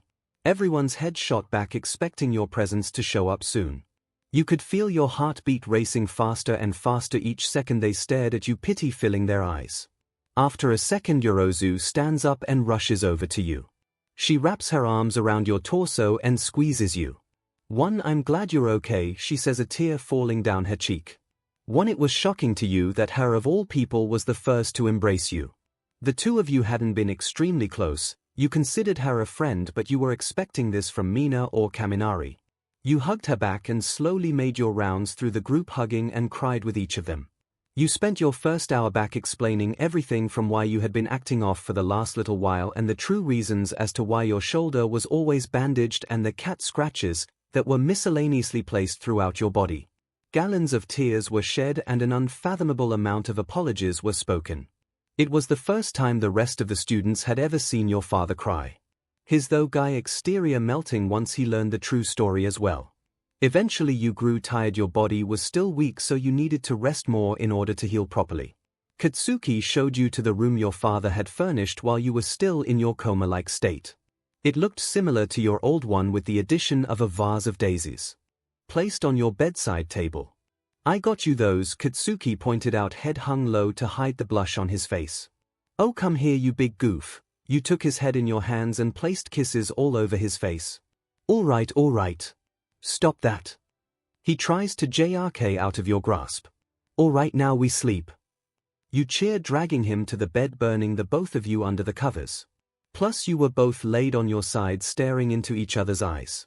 He had a hand placed on the sides of your head by your ear, rubbing circles on your temple. "This is nice, isn't it?" You grin. "Yeah, it is. This might be terrible. I don't remember half of what I wrote in the actual story, so I'm just gonna roll with it once again for the final time, editing later. In reality, this means I'm not editing her. I'm rereading this and remembered I named one of we kids after NYEX 1 to 12 years later, Adelaide." Nova screeched for her younger sister to join her by the TV. "Dad's on the TV. Come see," Lucas shouted. Adelaide, the youngest, stumbled into the living room and onto her mother's lap. 4YN sat anxiously watching the TV in front of her. She knew Katsuki would be fine. It wasn't even a fair fight, he was dominating the battlefield, but it would unease any wife watching her husband get hit over and over again. The kids cheered on their father throughout the duration of the battle. Katsuki sat at number 2 on the hero charts, and YN rested happily at 4 until her early resignation. After the twins Nova and Lucas were born, she tried to continue hero work, but that quickly changed 2 years ago after Addie was born. Finding babysitters on such short notices was almost impossible, being called in at all hours of the day, and then the worry of possibly going to work and then leaving her children without a mother made the job nearly impossible. So she resigned at 26 after a short 8 years in the position to become the face model for Mitsubishi fashion line. Her agency was passed down to a sidekick who then became a full-fledged pro. Adelaide sat in her mother's lap as she began nervously braided her ash blonde hair. Addie unfortunately got her mother's short height, while the twins were unnecessarily tall for their age. All three got Katsuki blonde hair. Nova got her dad's eyes, while Lucas and Addie got YN's eyes. Lucas and Nova clung to their mother, but Addie was the biggest daddy's girl in the world. She spent more time in her father's arms than she did on the ground. Eventually the fight ended and all 4 of them impatiently waited for Katsuki to return home. YN began dinner while the twins played. Addie sat in front or the TV, watched new reporters go over the events of the fight, but she was busy staring at the picture of her dad on the side. YN's phone rang, and assuming it was Katsuki, she answered the FaceTime call without checking the caller name. She was surprised to see her father on the screen before shouting that the kid's grandpa was on the phone. Addie was too distracted by the TV's bright colors and pictures of her father's to move, but the other 2 blasted into the kitchen. Literally blasted. They got Katsuki's quirk and it was impossible getting them to stop using it inside. The kids took the phone and began spewing to their grandfather about their days. It was a nightly routine. The kids loved their grandpa and he loved being in their lives. The door opening and slamming shut was finally dragged little Addie's attention away from the flat screen. She jumped away from the carpet and scurried into the foyer, bouncing into her father's arms, who was happy to hold her. He placed the blonde on his hip before walking into the kitchen and keeping one arm under Adelaide and one arm on your waist, leaning around and kissing 𝗬𝗏's cheek. "Welcome home," 𝗬𝗏 smiled. "You look particularly happy today." He quirked an eyebrow. "I have news." She cheered, pressing her palms together while Katsuki sat Addie on the ground. "3-0. Care to share?" His lip tugged up into a smirk. 𝗬𝗏 scurried into the bedroom and, returning with her hands clasped behind her back holding a tiny gift bag behind her back. "The hell you got there?" He has an amused look on his face. "Just open the bag," she giggled, shoving it into his chest. He slowly opens the bag with a suspicious look on his face before his eyes lit up with surprise, pulling out a 𝗕𝗏𝗧𝗏 picture. "𝗕𝗏𝗧𝗏." He smiled up at her for the third and hopefully final time. The grin spreading across her face was so wide her eyes crinkled. "We're getting another sibling." The twins shouted in unison, earring Aizawa to repeat Katsuki's question. 𝗬𝗏 giggled, nodding. "I'm 6 weeks along." She smiled as Katsuki enveloped her in his arms, the children soon joining in while the phone fell to the ground. Aizawa asking what was happening too. "Everything is perfect," 𝗬𝗏 smiled. 25. "This is going to be short and I apologize, but if anybody who follows me knows how difficult it was for me to actually sit myself down and write. My passion for writing is still there, but My Hero Academia doesn't interest me anymore, or any anime at all really. But I do have a new book coming out soon if you enjoyed reading. The last update will be when we hit 100k, which is insanely close, and that's crazy to me unless we ever hit 1 mil, and then I will literally do whatever y'all want. I will republish Thorn Daisies or start writing for Red Pen again. When we hit 100k I will release a wedding scene. Cloud, marry you Bruno Mars 035-3:50, volume 100%. Cloud, 1 year after graduation. Come on 𝗬𝗏, please easy. Mina begged, holding onto your hands. I am not driving you out to the middle of bum-f nowhere for some party. Mina, who parties midday anyway? 𝗬𝗏 eyed her suspiciously. Please 𝗬𝗏, Uraka begged. You're supposed to be the responsible one. Ochiko, 𝗬𝗏 said in a drawn-out tone. This is just important, please. The girl begged. Fine. 𝗬𝗏 sighed, opening the car door and typing the odd address into the car's GPS, the two girls climbing into the backseat alongside her. The car ride was full of laughter and smiles as the girls sang along to whatever song game on the radio. 𝗬𝗏 looked increasingly confused as the car pulled up to a field surrounded by daises and no sign of life other than a head of spiked hair out in the distance. Definitely not a party. Katsuki, Bakugo, why are you in a suit in the middle of a field? 𝗬𝗏 quirked an eyebrow at her boyfriend. For somebody so smart you can be so dense. But he rolled his eyes, but he looked almost nervous. A look nobody before had ever seen on Katsuki. Bakugo. Oh my god, 𝗬𝗏's voice went deathly silent as the blonde fell onto one knee in front of her. Look 𝗬𝗏, I'm no good with words, especially with everyone watching, but 𝗬𝗏 turned around to find it wasn't just them and the girls, it was her father and every single student from their years at UA standing behind them. A tear trickled down from one of her eyes, her hands clasped over her mouth. As she turned back down to Bakugo, to go was in the process of pulling a small black box out of his suit jacket. There is nobody else for me, 𝗬𝗏 Aizawa. Nobody. I've never have or will touch a woman that is not you in my lifetime. He spoke, his cheeks pink as she looked off to the side. 𝗬𝗏's eyes seemed to flow endless tears as she let out a muffled sob. I knew the day you were lying down in that hospital bed I wasn't going to let you leave me. I've almost lost you twice now, and I swear to you with all milligram heart there will not be a third. He spoke, his own tears falling. So will you do me the distinct honor of being 𝗬𝗏 Bakugo? He spoke as he let a few tears spill down his cheeks. Of course, I will, she spoke, sliding the ring on her finger before tackling her fiancé into the grass, her arms wrapped around him as she sobbed happy tears and kissed him, whilst everyone behind them cheered and clapped. Their love was anything but simple. But they were gonna spend every minute together, tough love or not. 1 degree times degree times degree times 1. Why am I emotional? Loudly crying face, thank you all so very much for supporting my silly little passion project. Even when I took forever to update. Even when the writing was bad. Even when I took 5 months to motivate myself to write 600 words. You guys have truly helped shape me as a person. I would not be as confident today if it wasn't for the support or love from you all. Anyways, where are 𝗵𝗃𝗁𝗍 that remember these covers? Where are 𝗵𝗃𝗁𝗍 that remember these covers? 𝗵𝗃𝗁𝗍 still my favorite cover to date. Plus, you look gorgeous. Mina smiled, holding YN's face in her hands, beaming down at the girl. YN had assigned Mina as her maid of honor and Uraraka stood behind her as a bridesmaid. Both of the girls wore soft pink dresses that flowed around their ankles and heels of the same color. The girl stood at the mirror staring at her own reflection with an uneasy expression on her face. What wrong, 𝗔𝗂𝘁𝗵𝗄?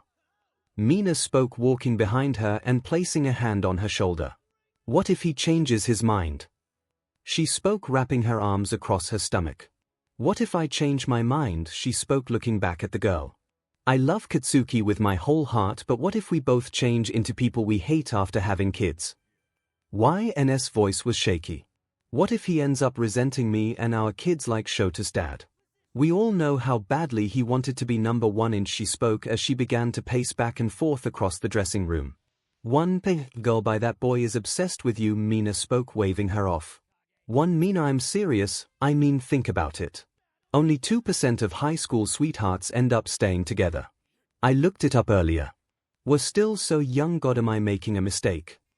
YN looked absolutely petrified in that moment. You know what, one of you help me out of this, I'm going home. She lifted her arms up, trying to get her wedding dress off. Why? And chill, you need to get your mind together, girl, then you're gonna go out there and marry that fine piece of butt. Mina spoke, pulling her friend's arms back down. I'm leaving, somebody tell Katsuki I need out. She frowned. Uraraka, go get Bakugo, tell him to come calm his girl down. Bakugo's POV, she was supposed to be here 15 minutes ago. His girl should have been standing in front of him already. Had she gotten cold feet? Did she finally realize she was far too good for somebody like him? He'd always known she was too good to be true, but he had wished she would have decided that at least a few days before she was supposed to walk down the aisle. That's when Uraraka ran outside from the venue where the beach was and walked straight up to him. YN needs you, she's getting scared, she whispered into his ear. He didn't need another word. He abandoned his place at the altar and sprinted inside to find her. Once he found the dressing room where she was getting ready, he knocked on the door. YN, is it me? He spoke through the door, not bothering with a greeting, needing her to soothe his beating heart. No. I love you, I do, I'm just scared, she whispered. Of what? He spoke, leaning his forehead against the door. Everything. What if we change and hate each other? She spoke as she walked up to the door, placing her hand on the wood. There is nothing you could say or do that would make me hate you, baby girl, he spoke softly. One promise. She spoke as she opened the door, looking up at him. Promise. He spoke, looking down at her with pure adoration. You look absolutely appealing, he spoke, tears filling his eyes. Are you ready? She smiled as she took his hand, prepared to walk down the aisle, holding Katsuki's hand. I've been ready for decades, he spoke as they made their way outside. I love you, they spoke in unison.